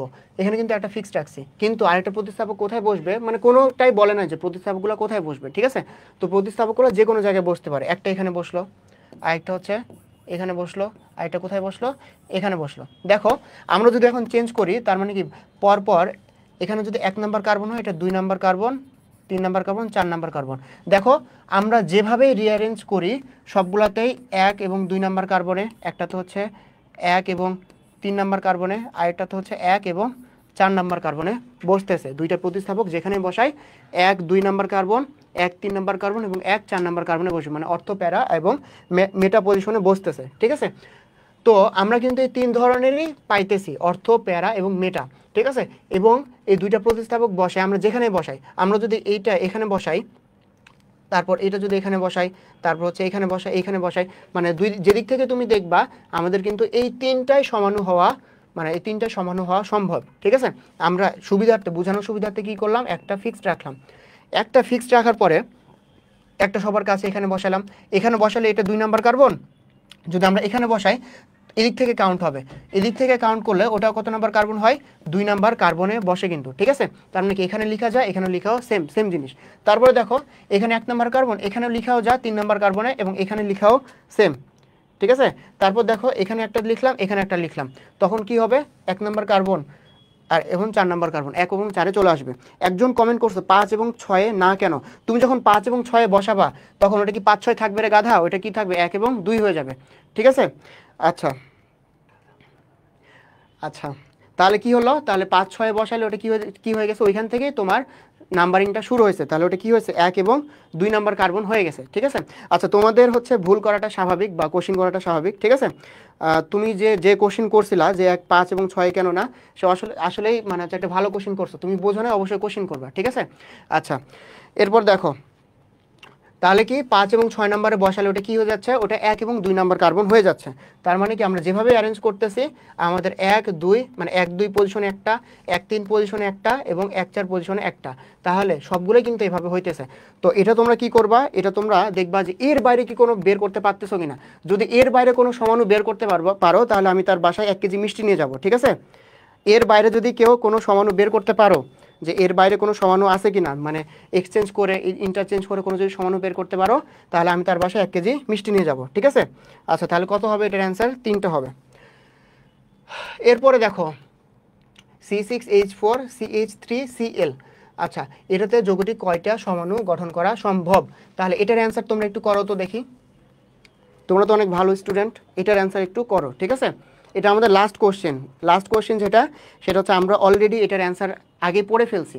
ঠিক আছে, ঠিক আগের কোশ্চেনটাতে এটার অ্যান্সার আমরা পড়ে ফেললাম, তাহলে এটার অ্যান্সার তোমরা একটু করো। 68 নাম্বার কি হবে অ্যান্সার, 68-র সি অ্যান্সার করছে, যোগটি কতটি সমাণু সম্ভব, 4টা বলতেছে একজন, আচ্ছা একজন বলে 3টা, হ্যাঁ অনেকে 3টা বলতেছ। আচ্ছা দেখো এখানে কি হয়েছে, এখানে কয়টা প্রতিস্থাপক ইউজ করছি আমরা, এই যে একটা ক্লোরিন আর একটা হচ্ছে CH3 মিথাইল। ঠিক আছে, 2টা প্রতিস্থাপক ইউজ করছি। 2টা প্রতিস্থাপক এর আগে আমরা কি দিয়ে লিখছিলাম, এই যে একটা এরকম দিয়ে আর একটা হচ্ছে লাল কালির বক্স দিয়ে লিখছিলাম, তাই না। তাহলে ওই জায়গাতে আমরা কি বসা দেবো, একটাতে CH3 বসাবো আর একটাতে কি বসাবো, ক্লোরিন বসাবো, তাই তো। একটাতে CH3 একটাতে ক্লোরিন বসালে সেম রিঅ্যারেঞ্জমেন্টে আমাদের কয়টা সমাণু আসবে, 3টা, একটা হচ্ছে অর্থ প্যারা আর এটা কি আসবে মেটা পজিশনে আসবে। ঠিক আছে, তার মানে আমাদের অ্যান্সার কি হবে, 68-র বি, 3টা হবে। ঠিক আছে, আচ্ছা তাহলে এটা তোমরা পারছো, গুড, তার মানে কি আগেরটা তোমরা ভালো মতন বুঝছো। ঠিক আছে, আচ্ছা এরপরে আমরা ব্যাক আসি, একটা কোশ্চেন তোমরা একটু সমস্যা বলতেছিলা যে টার্টারিক অ্যাসিডে কয়টা আলোক সমাণু সম্ভব। ঠিক আছে, টার্টারিক অ্যাসিড যেটা এখানে দেখো ফর্মুলা অনুযায়ী আমাদের কি হইতেছে, 2টা হইতেছে। ঠিক আছে, আর আরেকটা যেটা সেটা কিন্তু হচ্ছে আমাদের কি হচ্ছে, মেসো যৌগ হইতেছে। আচ্ছা মেসো যৌগ কি আলোক সক্রিয়, একটু আগেই তো বললাম যে মেসো যৌগ হচ্ছে আলোক নিষ্ক্রিয়। ঠিক আছে, আচ্ছা আলোক নিষ্ক্রিয় হচ্ছে মেসো যৌগ, 64 নাম্বার, তাই না। আচ্ছা তো আমাদের আলোক সক্রিয় যে যৌগটার সংখ্যাটা বের করার ফর্মুলা কি ছিল, যৌগটার ফর্মুলা বের করার সূত্র ছিল 2n-1। যদি কি হয়, যদি হয় হচ্ছে সদৃশ, অসদৃশ হলে 2n দিব, বাট সদৃশ হলে কি করব, সদৃশ হলে আমরা 2n-1 দিব। ঠিক আছে, আচ্ছা তো এই ফর্মুলায় 2n-1-এ আমরা কি পাইছি, এখানে যদি n এর মান বসাই দিই আমরা, n এর মান কত, 2 তাহলে কয়টা হইতেছে, 2টা হইতেছে। আর আরেকটা যেটা সেটা কি হবে, মেসো যৌগ হবে, তাহলে এটার অ্যান্সার কত, এটার অ্যান্সার হচ্ছে 2। ঠিক আছে,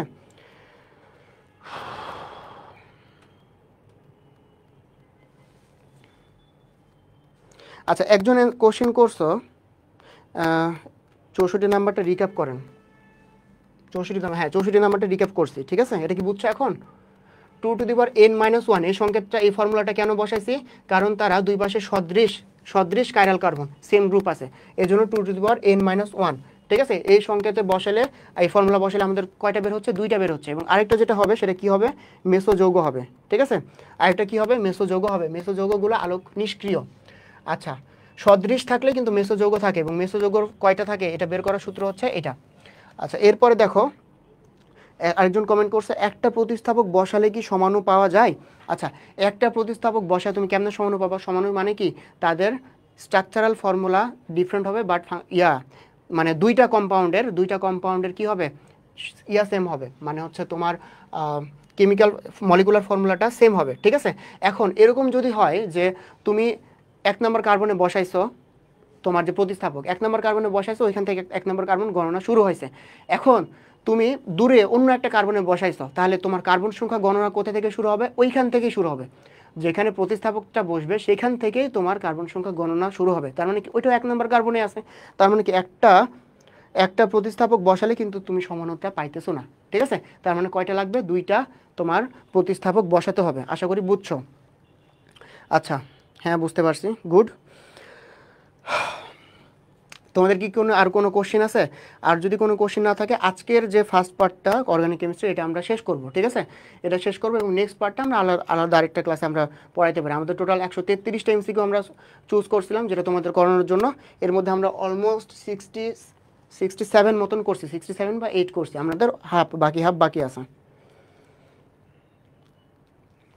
তো কি খবর তোমাদের, তোমরা সবাই কেমন আছো? আজকে আশা করি একটা অস্থির ক্লাস হয়েছে, তাই না? অসাধারণ একটা ক্লাস হয়েছে। লেখছো ভাই, অনেক ভালো পড়াইছেন। তো এখানে শুধু কমেন্টে লিখলে হবে না, এটা হচ্ছে গ্রুপে কি করতে হবে, গ্রুপে রিভিউ দিয়ে জানাইতে হবে, ঠিক আছে।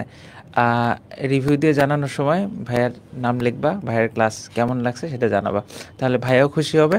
এবং তোমাদের যদি কোনো রিকোয়েস্ট থাকে যে ভাই এই চ্যাপ্টারটা পড়ালে ভালো হয়, সেটা ওই রিভিউয়ের মধ্যেই জানাইতে হবে, ঠিক আছে।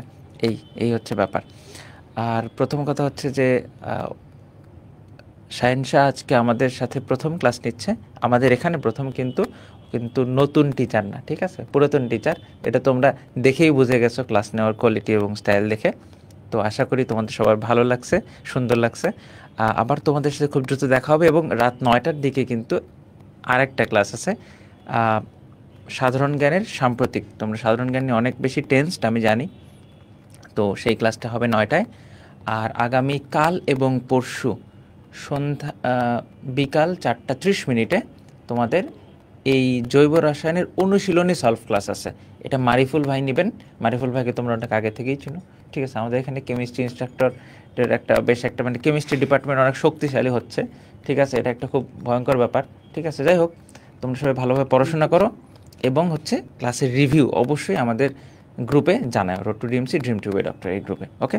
আর আরেকটা জিনিস আমাদের কী কোর্সেস অ্যাভেলেবল আছে সেটা একটু বলে দিই, ওই যে বিজ্ঞাপন বিরতির মতো, ঠিক আছে। সেটা হচ্ছে মেডিকেল ফর 24 এবং 23, প্রি মেডিকেল ফর 25 ব্যাচ। এবং প্রি মেডিকেল তোমরা জানো যে আমাদের প্রি মেডিকেল মানে কিন্তু শুধু প্রি মেডিকেল না, মোর দেন দ্যাট। এই যে আজকে কী ক্লাস হলো, বোর্ড প্রশ্ন সলভ ক্লাস হলো, তাই না। আর 26 ব্যাচের জন্য কি আছে, 26 এবং 25 ব্যাচের জন্য একাডেমিক বায়োলজি এবং কেমিস্ট্রি কোর্স আছে, তোমরা সবাই জানো, ওকে। আচ্ছা, তো তোমাদের হচ্ছে ক্লাসটা আমি মানে যেভাবে সম্ভব, যতটা ভালো নেওয়া সম্ভব আমি ট্রাই করছি, বাট আমি অনেক বিজি ছিলাম আর কি। আমাদের ফার্স্ট প্রফ এক্সামিনেশন 15 ডিসেম্বর থেকে, ঠিক আছে। আমার অনেক পড়াশোনার মনে করো হচ্ছে চাপ আছে, তার মধ্যেও আমি চেষ্টা করছি যতটুকু পারছি। ভবিষ্যতে ইনশাল্লাহ ট্রাই করব আরও। তো আমার জন্য দোয়া করবে, কিন্তু আমি তোমাদের জন্য বেশি দোয়া করব, ঠিক আছে। কারণ আমি তো অলরেডি মেডিকেলে আসি বা ডিএমসিতে আসি, তো আমার জন্য তোমরা যতটুকু পারো দোয়া করবে, কিন্তু আমি তোমাদের জন্য আরও বেশি দোয়া করব। তখনই দোয়া করব যখন তোমরা হার্ড ওয়ার্ক করবা, ঠিক আছে। আমি চাই যে ছেলেটা বা যে মেয়েটা সব থেকে বেশি পরিশ্রম করছে, সব থেকে বেশি ডেডিকেশন দেখাইছে, তার নলেজ এনরিচ করছে, পুরা এইচএসসি টাইমটা সে ইউটিলাইজ করছে, সে যাতে চান্স পায়। তাহলে সব থেকে বেশি দোয়া কার জন্য থাকলো? যে সব থেকে বেশি পরিশ্রম করছো, সব থেকে বেশি ডেডিকেশন দেখাইছো তার জন্য। তারপর একটু করে কমছে, যার যত ডেডিকেশন কম তার জন্য দোয়াটা একটু কম থাকলো, ঠিক আছে। আচ্ছা, তাহলে ঠিক আছে, তোমাদের জন্য দোয়া থাকলো, শুভকামনা সবার জন্য। মেডিকেল অ্যাডমিশনের জন্য তোমরা প্রস্তুতি নিতে থাকো, ঠিক আছে। আল্লাহ হাফেজ। ক্লাসের যে পিডিএফটা সেটা আমাদের রোড টু ডিএমসি যে পেজটা আছে, সেই পেজ থেকে আমরা কিছুক্ষণের মধ্যেই পোস্ট করে দিব। আর এই যে ক্লাসটা তোমরা দেখতেছো রোড টু ডিএমসি পেজ থেকে যদি দেখো, তাহলে এই যে লাইভের ক্যাপশানে তোমরা দেখতে পারবা, ঠিক আছে। অনেকগুলো পেজ থেকে লাইভ হচ্ছে। রোড টু ডিএমসি পেজের যে ক্যাপশন, ওই ক্যাপশানে মানে যে রোড টু ডিএমসি পেজ থেকে যে লাইভটা হচ্ছে, সেই লাইভের ক্যাপশানে আমরা এই স্লাইডটা অ্যাড করে দেবো, ঠিক আছে। তাহলে তোমরা সবাই ভালো থাকো, সুস্থ থাকো, আবার তোমাদের সাথে খুব দ্রুত দেখা হবে। Till then, good by.